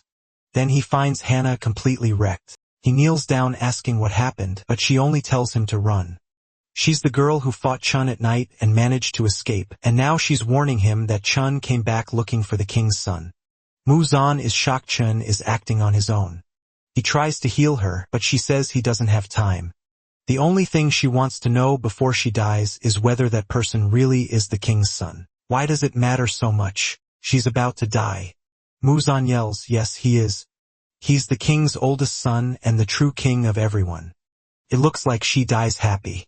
I didn't fully get it, but it clearly matters a lot. People really love the king, and she's glad she found out before dying. The next chapter starts with the creature completely defeated. Looks like Erin killed another big one that showed up, right? Even though we know she wouldn't be able to wait. Hold on. This series confuses me sometimes. The monster is dead because I think the protagonist already arrived. They just didn't show him coming in. Basically, when that big one came out of the hole, the protagonist showed up, killed it, and now say he is clinging to him. A student walks up, calls out to Eren, and tells her to be more careful because it's dangerous. From that low angle, the girl looks strong, but Eren slaps her hand away and says she can handle herself. The blonde thinks Eren always acts like that. Eren walks off pissed. A little later, the medics arrive and start collecting bodies. The protagonist turns to leave. The blonde says, "Well, looks like it's handled. Let's go back." Then Nero says, "No way. That was only the beginning." Back with Muzan, he's warning someone that Chun has arrived. He's talking with the demons there, and they know Chun was the king's right-hand man. They immediately ask if this has anything to do with what happened in the city. Muzan says probably. Chun is known as the strongest in the demon realm right now. It's inevitable that the tragedies and the nightmare from the past will repeat. The city will be filled with lifeless burning bodies. The whole place will turn into a new hell. And that's why today, once again, before he can even finish, everything starts collapsing. The ground breaks apart, and he says they're about to experience hell right there. An explosion blows open the cave ceiling, sunlight pours in, and Muzan says that once again he'll have to defend his ideals. He's coordinating the demons, and then through the smoke, Chun shows up. He thanks them all for gathering because now he doesn't have to hunt them down one by one. Obviously, they don't stand a chance, but they rush in anyway just to see how strong Chun really is. Everyone attacks, grabbing arms, grabbing his torso, coming from every side. One of them yells, "They'll never give up." Then a red slash cuts across his face, and a light expands. He gets thrown back, explosions everywhere, demon bodies flying. Someone is already burned to a crisp while Chun is still standing there untouched. The guy tries to ask how that happened, and in the next second, Chun is bouncing from neck to neck, ripping through everyone. He spins his blade, builds up that aura, then slams it down and sends flames toward the two who are down, but someone tanks it. Give him credit. This Muzan. Stretching his arms out, Chun says Muzan's steel is strangely weak, but then he recognizes that power. Was Muzan part of the commander's army? Before Muzan can answer, Chun is already right in his face, saying it's a shame because now he's in a bad spot. Chun throws 2 slashes while the old man says he'll be going back to that hell soon. Chun doesn't care. He wants to know where the damn key is. Muzan blocks with his elbow, and Chun presses him. Answer me. Where's the key? Muzan can't believe this kid is pushing him back with raw strength. Then the ground shakes and a wall rises up between them, like something out of Gaara. It's the people behind them launching another attack from Chen's blind spot. Chen just turns and says, "They're nothing but insects." On the other side, Muzan hears everyone getting completely wiped out. Someone screams about a promise he made, telling him to run, and then Chun blows the wall apart. But the old man is already gone, and then out of nowhere, there's this blonde kid trying to play hero, grabbing Muzan's shirt. Who even is this blonde kid? He's acting brave, and I respect it, but he literally just got there and done. Dead. And just like Chun is killing people without caring, we don't really care about him either. Next chapter, Chun is walking back and forth, dragging his sword along the ground. People in the city think he's some crazy cosplayer trying to look cool, like they're filming a movie or something, and someone calls him disgusting. Chun immediately smiles and says he won't chase them anymore. Why would you say that, Chin? A kid is there on his phone, just playing Genshin Impact when suddenly everything changes. Chun decides that if they're gonna try to run from him, he'll force them to hunt him instead. It's honestly a pretty foolproof plan because the old man is running through the forest right now, thinking about that blonde kid who made Muzan promise that even if everyone lost their lives, he'd make sure the king would be defeated. Meaning, he'd make sure our protagonist becomes the new king, I guess. Muzan knows Chun is looking for Hinaro. He needs to get as far away as possible, but the explosions make it obvious Chun is killing a lot of people. Still, the old man doesn't even focus on that. Maybe Chun forgot there are only demons in this world. Muzan is more worried about finding Nero and protecting him. A lot of people are gonna die either way, especially if demons take over this world. And now that they have someone with the power to stop all of it, they can't lose him. I respect the old man. He made the most logical choice, but at the same time, he's shaken because families are getting wiped out in the city. And Chun is walking through the bodies saying this species is insignificant, weak, and useless. Even though he's just one person, he's gonna spill the blood of this entire world, and those humans are gonna pay for the childhood he had for turning his life into hell. Kid, you already came from hell. Your life was gonna be hell either way. There's some poor guy trying to hide down there under a car, acting like he can't see anything, but Chun just turns and, boom, throws the truck to the side. The kid starts shaking, but Chun doesn't hesitate for a second. He stretches out that huge sword and goes to whip him with it. But then suddenly, oh no. I praised him way too early. The old man came back and ordered him to stop right now. I lost all respect the moment I complimented the guy for making the logical choice. Even Chun celebrates saying, Mujan finally came back and the old man is over there giving a speech. You're too cruel. How dare you use humans as bait? Chun just spreads his arms and says it's their fault. Everyone dying here is dying because they're weak. The old man, furious, jumps at him saying that doesn't give him the right to take so many lives. Chun answers that if he doesn't want people to die, then he should stop him. Next scene, we're back with the protagonist watching everyone head to the car. Luna turns and warns that someone is chasing the so-called blue butterfly. It's hard to explain, but she heard Ken is forcing an opportunity to show up. Looks like a mobilization is about to start on the general's orders. Basically, the demons are coming. Let's keep it simple. The protagonist is sure this has something to do with the monsters showing up. While the two of them are in that romantic couple talk, Oren is just off to the side staring. Then, out of nowhere, Jae-hyuk shows up and says that 4 kilometers south, a Code 9 situation happened. It's the Chun thing, obviously. An act of terrorism, and he's fighting the old man, and all agents are supposed to move there immediately. Well, the guy's plan worked because the protagonist is going. Hyun's is sure that whatever that creature was in the video is on a completely different level from the others. Sei is sure. The human-type demons are the strongest. Luna looks kind of curious, but the protagonist is scared and shaken. Suddenly, he takes off running, and Sei he yells asking why he's sprinting like that. Han-soo Shervan thinks he's running because he's afraid. Luna says she's going with him because it looks dangerous. The protagonist says they have to run to save Musen. He remembers everything he went through with the old man. He's about to say it's important, but Luna cuts him off saying she knows. Musen might be important to him, but he has to remember that to the M1 group, Musen was nothing but a monster. Then Luna tells him to take her hand so they can get there before M1, because otherwise, Musen will get attacked by the heroes, in theory. I don't get it. Does she fly or something? She held his hand like she was going to pull him. How does she speed up? What's the deal with her power? Cut back to the fight and everything is completely destroyed. There's the outline of a body on the ground, smoke everywhere. Chun shows up saying that for a royal guard, he's not bad. It's just a shame that as long as this form exists, he's indestructible since there's nothing he can't cut. The guy's got swagger, honestly. But then, in the middle of the rubble, someone flashes by like a blur. A second later, they're face to face again, and the sword lands clean on Muzan's arm. Muzan tanks it. Chun says it's meaningless because that sword will never cut him. And right after he says that, the next scene shows the arm getting sliced, not just a little cut. No. It's full-on sushi. Chun says he's starting to get tired of this annoyance. Muzan's all chopped up. He's in shock because the sword has such insanely concentrated heat that it melted his arm and went straight through. In this condition, there's no way he can treat it. And for his steel-like skin, that heat combo is the worst possible matchup. Chun says the next thing he's cutting is Musen's leg, but Musen is in that nitro mindset, saying he doesn't fear death. He tells the young man not to be arrogant because he'll fight with everything he has until the end. This only ends when his throat gets torn open.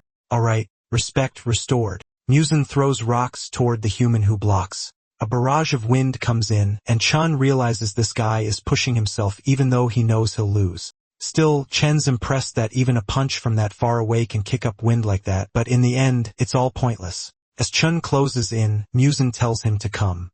He only has one chance to make this work, and the moment Chun gets close enough, Musen activates the spears that pierce the skies. The attack looks like it's going straight for Chen's chest. But from Musen's expression and the fact he drops to his knees, I don't think it did. Chun just slipped through and cut his leg instead. Musen's holding himself up on the stump while Chun says he's pretty skilled. Chen's starting to understand why that pack of traitor rats followed him. Too bad it's obvious this game is over. Musen can tell him where the key is or Chun will cut his head off. Actually, Chun will kill him even if he talks, but at least he'll do it without pain. Musen says Chun is trash. He trampled humans in his own kind. What was he even trying to achieve with that obsession? Chun ignores the question and asks if the old man is really going to risk his life for that worthless half-breed. The old man smiles and says there's nothing better than doing exactly that. Chun looks shaken that the old guy still has an aura like this, maybe some ability Chun didn't know about. Wait, Chun isn't just reacting to the aura. He says it's not Musen's power. It's something that's draining his energy. And when he looks to the side, guess who's arriving? Han Nero, fist cocked, saying it ends here and now. He lands a clean hit on Chun and sends him flying. The protagonist is furious. Musen is impressed. Then the old man remembers someone telling him to always keep in mind that he has to protect the people who can't protect themselves. And if there ever comes a moment when he doesn't have the strength to protect himself, that's when he'll be protected by the king. That was the protagonist's father. Obviously, the guy was a legend. And now the old man sees the boy, reminds him of his dad. In that moment, he's sure Nero is the son of King Khan. He asks if the former king can see what's in front of him. The eternal flames still live. Luna comes closer, asks if he can stand, and she shows the blue butterfly. I guess that's her way of saying she's not an enemy. I'm not totally sure. She leans in by his shoulder and says they need to get out of there urgently, but he hesitates. Actually, he's not hesitating. I think he died. That hit me. He saw the king, the protagonist with that king vibe, and then he died. That caught me off guard. I hated this old man when he came back. Then I started respecting him again, and now he's gone. Back to the fight. Of course, Chun didn't die from that punch. The protagonist is sure this guy is completely different from every monster he's fought so far. Chun walks up saying he suffered in hell his whole life for the chance to kill him, and now he's going to personally rip off each of his limbs. The protagonist activates his aura and says, fine, then he'll give him the chance to try. Suddenly, attacks come in with red ropes, but Chun blocks easily. The protagonist recognizes it as Luna's power, and one of the attacks is on Chen's neck. She's fully transformed like Ari midlane. Look at her go. She tells the protagonist to get out of the fight and that she'll handle it. She's acting like she's in a Marvel movie. This is girl power, and she's about to get herself killed. This story is Korean. There's no girl power safety net. But I forgot one thing. The protagonist doesn't care at all about his wife, so he turns and tells her to hold on for a bit and he'll be right back. What the hell? She says okay and starts getting ready to use Ari's Q. He's really going to leave his wife to die against the final boss. Alright, fine. Let's remember the plot twist. Luna is probably the girl he abandoned in the forest. Big secret, totally hidden. Nobody could have guessed. And then, boom, Chin suddenly freaks out and asks, Alan? She looks confused like, what are you talking about? How do you know my real name? Come on. Does she have a goldfish memory too? She tells him to say how he knows her name, while Chun stays completely silent. She attacks demanding an answer, but he's still intact. The ropes wrap around him. She rushes in, lands a clean hit, sends him flying. Still doesn't respond, doesn't do anything. It really is girl power. That's what I like to see. She goes in with that vertical kick from low to high, straight into his stomach. He spits blood. She grabs him by the neck and tells him to answer. She's furious. So that name is really that sensitive. When he says Lin again, she tells him to shut up. Nobody is allowed to call her that name because she's Luna, the king's protector. Then Chun starts talking to himself, saying he had to become stronger because they took everything valuable from him. He survived with all his strength because of her death. So why was she alive? She should have died in that forest. Then boom, explosion. If she didn't die then, she dies today. The scene switches to a truck with Aaron's group arriving. Han Song wants to know what's going on. The whole place is on fire and they can't see anything. Arin tells everyone to focus. Han Song asks why she's acting like the leader. She says she can feel a terrifying energy, power she's never witnessed before. This situation has an extremely high chance of getting them killed. Then Nero comes out carrying the old man, and now the big question is, why didn't you tell your wife to carry the old man while you went to fight? Whatever. Let's pretend that didn't happen. He talks to Musen, wake up. I'll protect you. Walking with him through the emptiness, telling him not to die like this, I think it's already over for him. That hurt. The protagonist says he only has Musen and Luna in this life. He doesn't want to lose again. Musen, with his hand on the protagonist's shoulder, starts turning to ash, telling the king to lift his head. The protagonist is crying, saying everyone who stays by his side dies, and honestly, he's right. He grew up alone. They killed his grandma. They killed his friend. He finally meets two people and now another one is dying and he also left his wife to die. Everyone's going to die.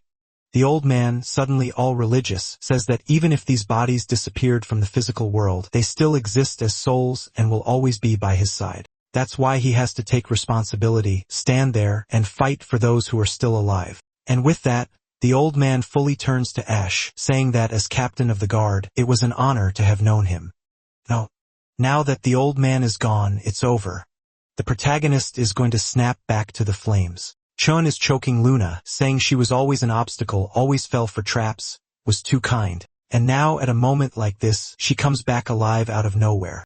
And on top of that, she's protecting that filthy half-breed. She's still pathetic like always and really deserved to have died in that forest. But even while being choked, she says he's a coward. Such a coward that he abandoned her in the forest instead of just killing her. And now he's shocked she survived. That hits him. She even kicks him. There. Take that. She falls back, all flexible while he's shaken. She finishes by saying that if he really wanted her to die, he shouldn't have given her that necklace. The blue butterfly saved her. So if he wanted her dead, why give her that before leaving? He says the path he walks always leads to suffering. His whole life was blood and fire in that hell, and there was no reason to drag one more person through it. Luna starts to feel sorry for him, but he tells her not to get in his way anymore. That's the only thing he's asking. And just as he's ready to bring the huge sword down, someone starts approaching. When she looks back, it's the protagonist acting like he couldn't care less. He says Muzan is dead and that he'd never forgive Chun for it. Damn. The kid's got style. Chun celebrates and laughs, saying he's finally showing who he really is. Today, this conflict between the two of them was going to end. Yeah. But it literally just started already ending today. Fine. Let's go then. The next chapter starts with the building exploding from a blue punch and Chun getting launched away. Chun comes back with a sword slash, but the protagonist answers with a punch, another cut, a straight-up brawl, blocks flying everywhere. Nero's starting to get those marks on his head, and, honestly, the M1 group still hasn't shown up. Then the protagonist throws a punch that turns into a barrage, the famous icy fire. The ice keeps spreading, but then a leftover trace of flame appears, and everything gets wiped out. Chun is staring with pure hatred, and the protagonist comes in with my favorite female move. Off in the distance, his wife is in shock that he's actually that strong. Even the strongest demon was struggling. She was sure Nero's strength right now was leaving Chun with no way out. The only problem is Chun fought for years in hell while Nero is still learning. Even if Nero's raw power is way higher, this is a much more dangerous situation for him. And that girl makes things complicated too. She wants to help the protagonist, but she keeps remembering Chun calling her his little sister. So she slaps herself, saying she can't be thinking about that at a time like this. She has to fight for the king. In the middle of the fight, Chun thinks Nero is just like him. Both of them only had one relative, and both lost the people they cared about. They were born into lives that were already ruined. Why were they both destined for this? Was it just bad luck? He's thinking all that while fighting, then lands another hit to the back. He says if their lives are going to be like this, then Nero should live the rest of his life full of regret and frustration. He's going to make him suffer as much as possible and pile up all that hatred. The protagonist gets up from the rubble saying he has to be faster. He needs to be even stronger. But then someone calls his name. It's Luna. She steps in front of him and says it's dangerous to keep going at this pace. The plans failed, but they have to be more careful. Because if he dies there, then today it's over for everyone. But he's in full solo leveling mode. He tells her to get out of the way because he'll handle it alone. Luna tells him to give up. No matter how strong he gets, his attacks keep getting countered. He's already thrown everything he has, and Chun is still untouched. The first chance Chun gets, Nero is going to die. Like a husband who actually listens, he closes his eyes and asks what he's supposed to do. Then she smiles. She loves telling him what to do and says he needs a decisive attack. They need to create an opening for a real hit to land. She asks if he can do it, and he seems to agree. Walks toward the flames and says he'll make it happen. Meanwhile, the late trio is finally arriving, saying they're detecting bio-energy up ahead. Eren tells them to get ready because the real mission is starting now, and Han Song, poor guy, hasn't even seen a punch yet, hasn't thrown a single hit, and he's already saying the atmosphere is intense. Then say he looks to the side and asks if that isn't Han Nero. It is charging in again. Eren looks over and gets furious because she sees Luna with her 9 tails. At the same time, Chun pulls his sword, wondering if he shouldn't personally erase Luna once and for all. She looks insanely cool there, wrapped in that heavenly foxfire. For a second, the human couldn't feel or see anything. It was like he was trapped in an Itachi illusion, and then the protagonist drives a strike straight into his chest. Even so, Chun just says it's impressive for trash like him, a mixed blood race. He grabs the protagonist's arm and says he can feel the king's energy in there.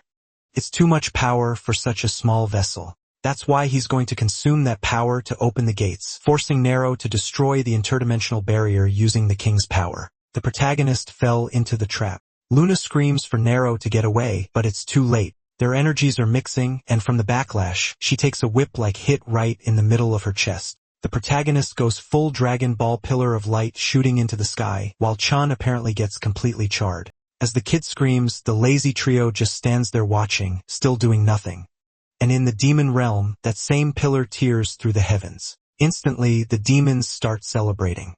The gate has finally opened. The light that would guide them to the human world has been found. Chun got the key. It was time for everyone to charge. The king shouts during the speech, saying those damn humans almost drove them to extinction, but they survived until now, and it's time to make that entire race pay for all that suffering.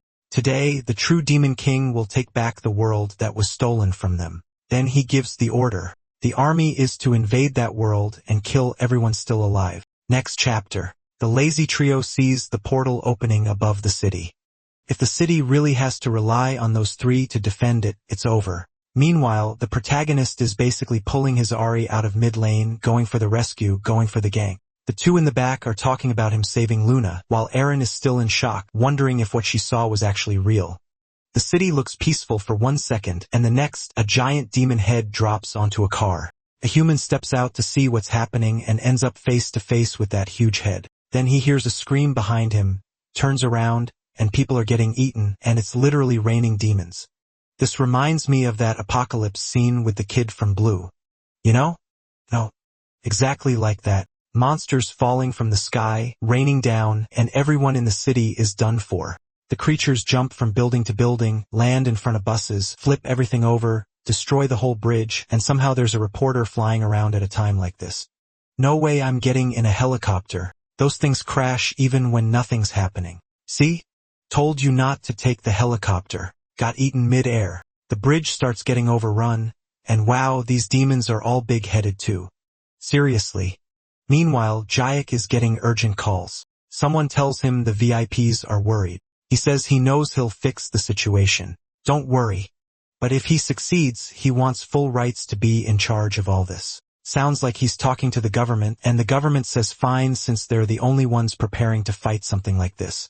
Looking at Nero's image, he says from now on, they're going to follow every single decision he makes. Scene change. While people are dying in the city, Luna is resting in bed, and Eren went to check what was going on. Monsters are eating people outside, and she still went to see what the protagonist was doing with Luna.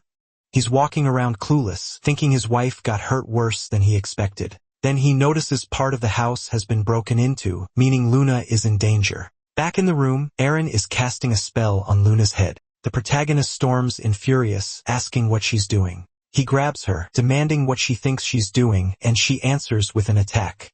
He barely dodges. He tells her to explain why she's there. This isn't going to end peacefully like last time. Eren says there's something she needs to check about Luna, then she pulls the blanket back and her expression changes, saying she really wasn't wrong in telling him to look. Luna has a crater in her chest. That was expected. Eren tells him no person survives a condition like that, and he's like, well, he always survives, honestly. But that's not her point. She's saying that since Luna is still alive, it proves she's clearly a monster, and the protagonist has some nerve. He goes, no. I think you're crazy, Eren. You're making things up, right to her face, just lying. Eren tells him to wake up. It's beyond obvious Luna is a monster, but he covers Luna and says Luna is just Luna, nothing else. They fought side by side since the beginning, and they'll keep doing it. Eren isn't having it and tells him to stop being ridiculous. Monsters are the enemy. She swings at him, but he catches her fist and tells her to calm down. That's when she realizes he isn't normal either. He reveals the marks and says that even if it isn't much, he also has monster blood running through his veins. Yeah. Not much. Just half the Demon King's blood. No big deal. Now he's stuck. Monsters want to hunt him, and humans are going to see him as an enemy too. He says he doesn't even know which side he's supposed to be on or who he's fighting for. Erin doesn't answer. She just stares at him, but she's got something in her pocket like she's sending a message. Actually, she's getting messages asking for help because there are creatures eating people in the city. People begging her, "Where are you? Come help." So she tells the protagonist that for now, their goal is the same, so they'll cooperate. She'll count on him, and for now, on Luna too. They use a ton of bandages, take off Luna's clothes, wrap her up, and he says he'll be back later. He remembers how much she fought for him. He just asks her to survive so they can see each other again someday. Back in the city, Hansong is there. How many monsters has he killed so far? Tell us. He's looking for targets or the rest of the group when a huge roach-like thing behind a wall tries to sneak attack him from behind. It slams into the ground, but he's gone already at its neck. Another slice, honestly, the kid can cut. Then he runs again, but he messes up. The creature regenerates behind him when he gets distracted and comes in with another heavy hit. Say he saves him. She jokes that she saves him every time, but she really does. While he's mad, she's glowing, saying she was really worried. She's just not 100% worried because he's ugly, brutal. No mercy for the background guy. Then another gang shows up in front of them, and they realize it's going to be hard to deal with all this without Erin. But what choice do they have? The monsters are right there, so both of them charge in. Erin is sprinting through the city trying to regroup, but help requests are coming in from everywhere. And since she's already being attacked, she knows it won't be easy to push through. She throws her arm up, makes a purple tornado, rips through the sky, and sends it at the monsters, everything getting hit from all directions. She probably used that spirit rain thing and burned all the creatures' eyes. The bad part is the monsters are still standing and still attacking her, and she's wondering how they didn't die to an AoE like that. She thinks she can handle it until something bites down on her bicep. That bite goes deep, but the protagonist shows up and helps. Literally, he rips the creature off, throws it away, kicks the next one, grabs another by the mouth, and slams it into the ground until it explodes. The monsters start falling apart while Erin just stands there stunned, and all she asks is where Chun is. I want to know too, where is Chun? And then out of nowhere, Erin's like, my god. The atmosphere around him changed. She says she didn't get any message, but he seems to be hiding. She tells him to wait, but she's clearly in pain from the bite, and then she notices strange ash coming out of the wound. They say Chun is hiding, but he's up on top of a building, everything destroyed, just sitting there calmly, thinking about his sister. Then Cassiopeia appears and says he finally made it. And judging by how he looks, he's loving watching all these humans get consumed. The king must be thrilled with Chen's results, all thanks to him getting the key. Cassiopeia is sure Chun already took care of the blue butterfly messenger and the cursed air. Chun asks who he's talking about. Blue butterfly messenger? Cassiopeia says he means the girl who uses that red threat ability. She's been passing information and messing up their advance. Chun immediately understands who it is and asks if he wants to find out what happens if they lay a hand on her. Cassiopeia doesn't really get it and Chun repeats it, thinking Chun wants him to be brutal. Cassiopeia says fine. If he finds her, he'll cut off all her limbs and make her suffer. But Chun tells him to shut up and grabs him by the throat. And he's already saying that based on the description, the kid must be the type who likes dying while suffering so they can start with him. Like what? He didn't suffer that much. His head came off. He died. Okay. This guy here is completely shaken. He tried to walk it off, but then he got scared again right after. Oh my god. Somebody help this Chun. I mean, help isn't kill him, right? Next chapter shows the city has been taken over by flying creatures, and in one of the labs someone's treating Erin's arm. She comments that yesterday's injuries are already regenerating completely. She asks how that's even possible, and Sul says it doesn't matter. The important thing is that she's recovering. But then Erin pulls the needle out of her own hand and says she's not that relieved about it. Sulsa asks what she thinks she's doing, and Irene says she wants to know what's inside that syringe. The doctor hesitates and gets slammed into the wall. Erin tells her to say it right now, what they've been injecting into her all this time, and, of course, nothing but liars in this story. The doctor goes, it's just something for fatigue, nothing serious. Erin doesn't buy it and jabs her in the neck with the needle, the same nothing serious stuff. But from her reaction, Erin can tell it's something big, because otherwise, she wouldn't be that scared. So Silwa says she'll explain. The truth is what they inject into her is cells taken from the monster's DNA. Erin doesn't get it, and the woman explains those cells are way more powerful, especially the regeneration. Like Aaron already knows, monsters have insane physical strength, and when humans get access to that power too, they become much stronger. Aaron was supposed to understand it wasn't bad, and that's when she finally realizes they've been experimenting on her and using her as a test subject the whole time. Seo-wa says no, it was just to make her stronger. It wasn't an experiment, but Aaron isn't buying it. The poor girl starts crying, saying she got turned into a monster without even knowing. She has her little breakdown, but now she's going down some stairs.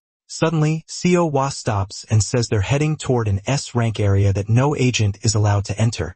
Aaron says she doesn't care if Seo-wa is here, then she can get in, so open the door already.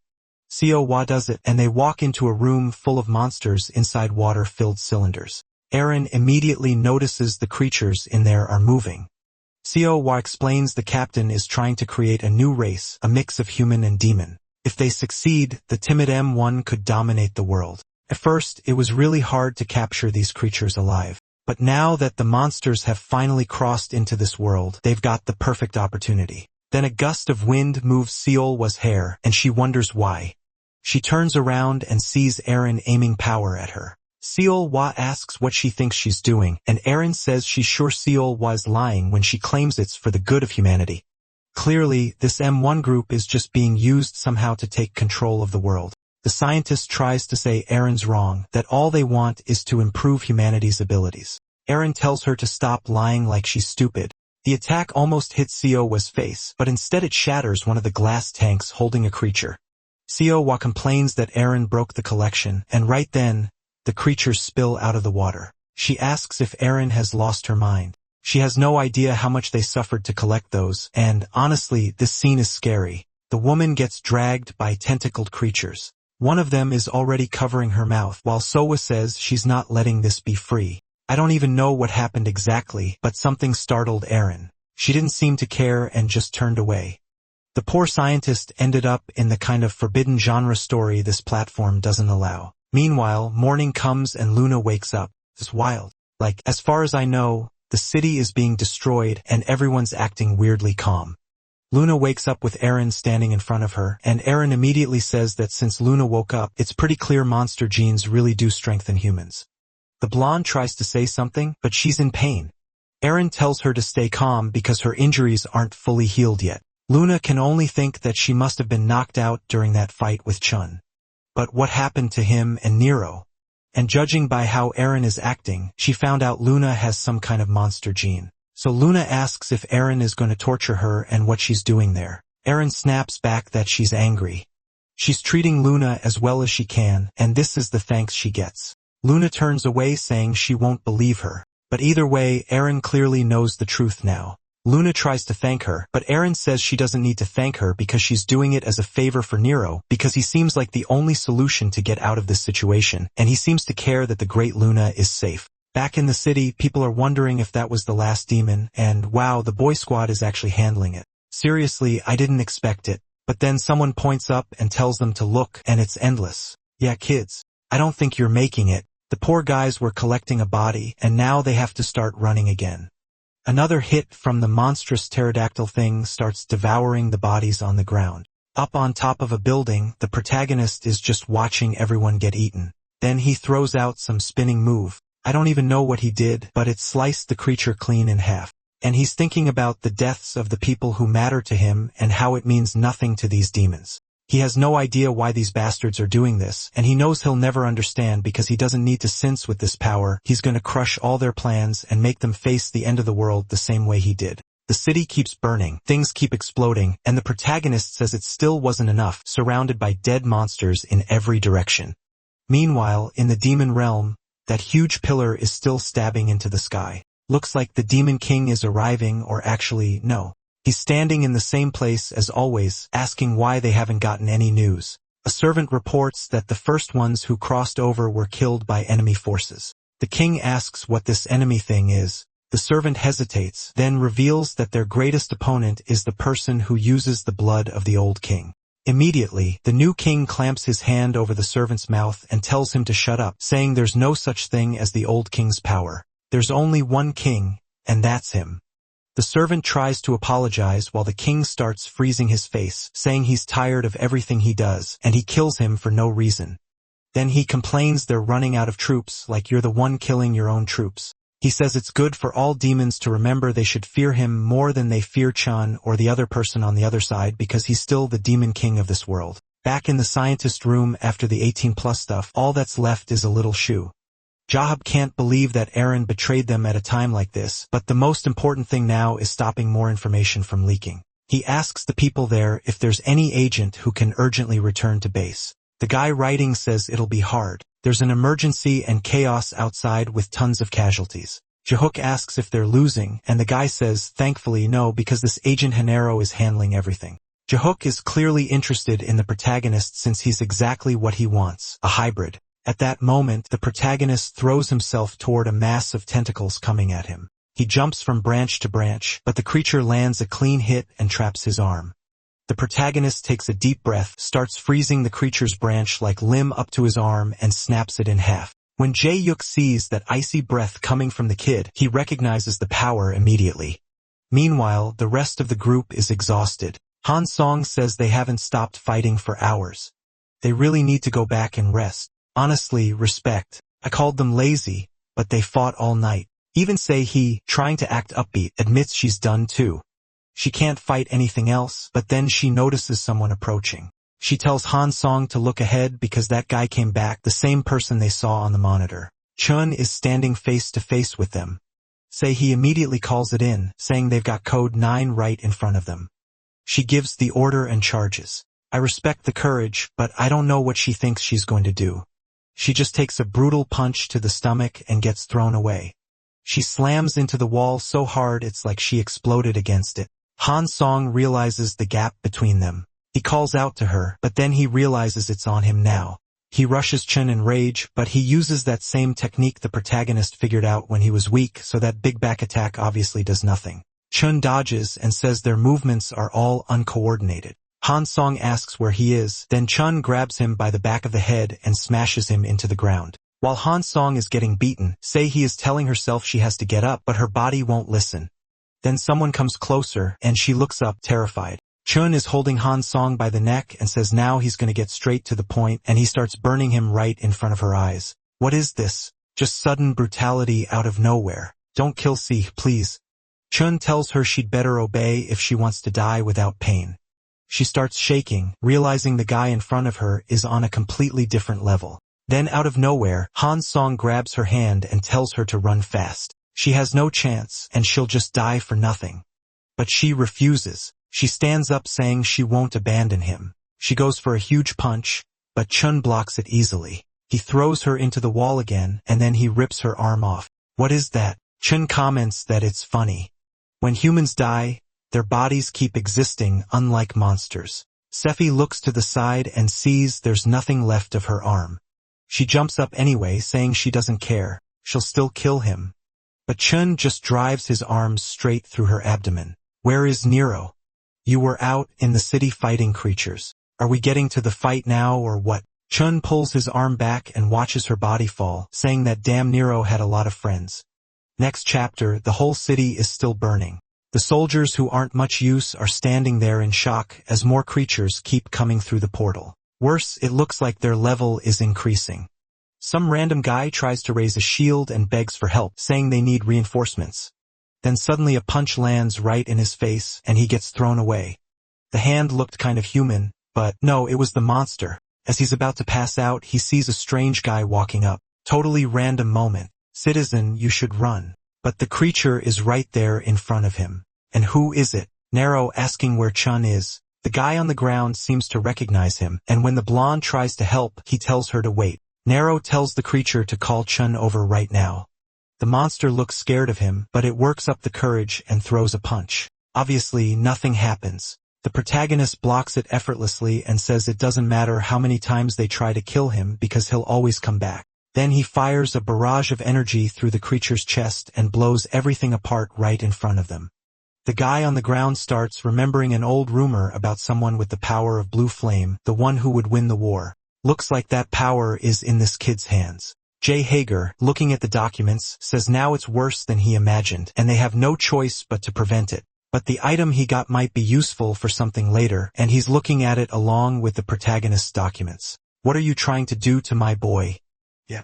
This bastard stole the protagonist's DNA and is trying to run. He gets into a helicopter, the little criminal. Come on. Let some monster eat that helicopter. Take him out mid-air. And there it is. The creature shows up. Jae-Haruk is trying to escape, yelling to take off now, but the monster triggers an explosion and rushes the helicopter. They scream and it gets ripped apart in the air too. Yeah.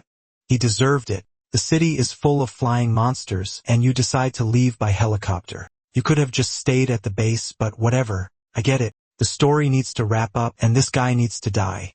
Meanwhile, Chun is watching the whole city get swallowed up, saying that what he's seeing is the shape of the hatred he feels for humanity.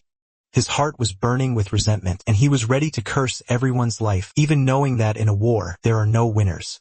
But then between some buildings, these gigantic pillars of ice start rising up. He smiles when he sees that the creature beats its wings, and he heads that way. A monster with a crater in its chest slams into the ground, and standing in front of him is the protagonist. Someone calls out to him, saying he must have spent a ton of energy to open that gate. It's Chun, obviously recognizing the power of that damn king. Right then, he goes into his final form, saying he's going to use everything he has left to finish Nero right there.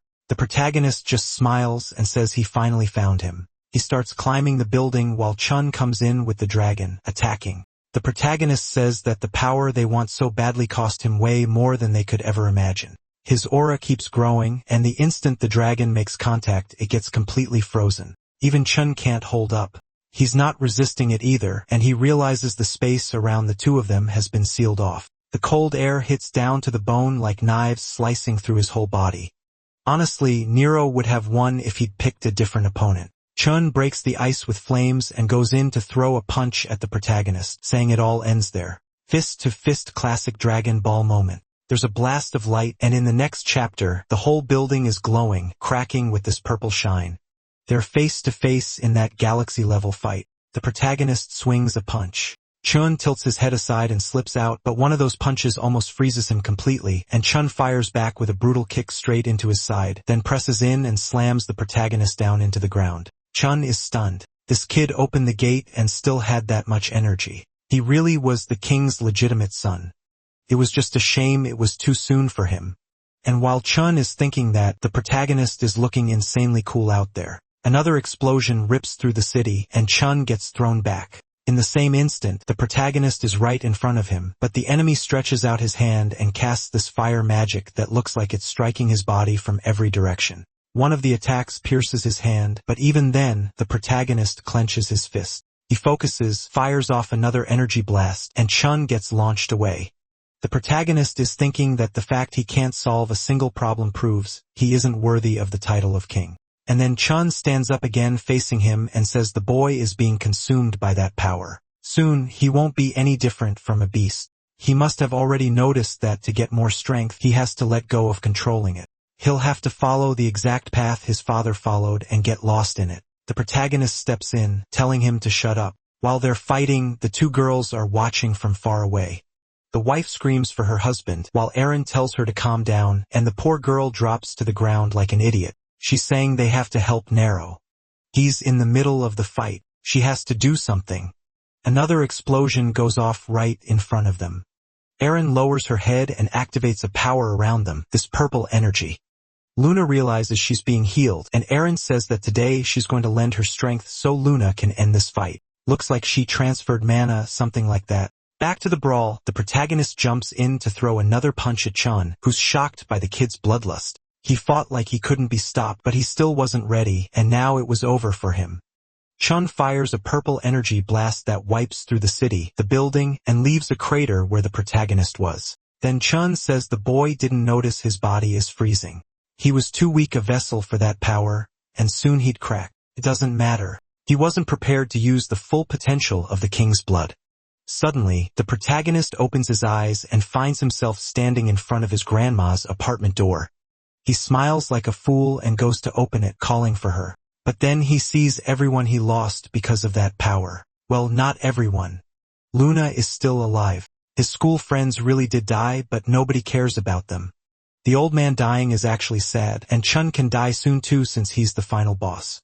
But all of that starts waking something up inside him. Then the protagonist is back in the void again, and that well-fed version appears calling to him. The protagonist asks if this is the king's power. He's hanging his head saying he can't protect anyone. He didn't protect Dam Junyoung, didn't protect Muzan, didn't protect his grandma. Everyone keeps dying. Now that there's almost nobody left, what exactly is he fighting for? Like, did he forget he has a wife? That nourishing energy tells him not to feel bad, son of the king. All that pain and anger, he has to accept those emotions. Only then, for the first time, would he see the truth. Someone is screaming the protagonist's name. Sir. His wife telling him to wake up, saying he has someone to fight for. Yes, sir, that's what I said. I reminded the kid I brought him back. Right then, Chun is in shock. The boy's wounds are healing insanely fast. Something is different from before. Maybe that was the power of the true king. The kid is flaring with aura when a big mouth creature comes in from the side, but one glance from the protagonist and something smashes straight into the creature's chin. The punch hits like a bullet so fast you can't even see it. Its face freezes over or gets pierced through by a block of ice. The thing is dead. Seeing that, Chun says everything changed. The moment he was abandoned and after he left Luna in the forest, he swore to himself he'd never be moved by emotions again. But now Nero had awakened something in him. He'd been waiting for this moment his whole life. He was finally going to experience true happiness, so they stand face to face. And in that moment, Nero sees the face of someone who, just like him, is ruled by pain and suffering. But Chun is different, and Nero tells him that, apparently, he has nothing in this world he wants to protect. The light expands across the entire city. Luna, far away, shields her eye, and it looks like an energy apocalypse just got unleashed. In a split second, the poor guy is missing a leg and an arm. Chun says he finally understands what the power of a king's authority means. That's what Sana was trying to protect, even if it killed her. The creatures in the city start getting pulled into the vortex in the sky, and Chan says that, like always, the result of this fight is that it will be eternal.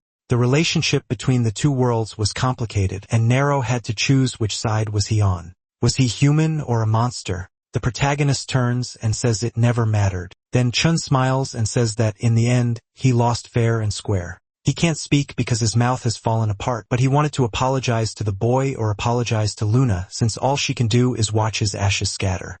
She cries a single tear and asks if it's over. The protagonist says he can feel Kun's fury, that guy from the demon world, watching him from the other side. He wants to end this war, but for that, he needs her by his side. She says, of course, and the two of them head toward the portal.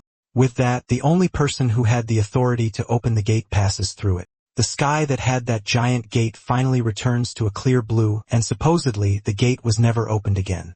That's what the story says.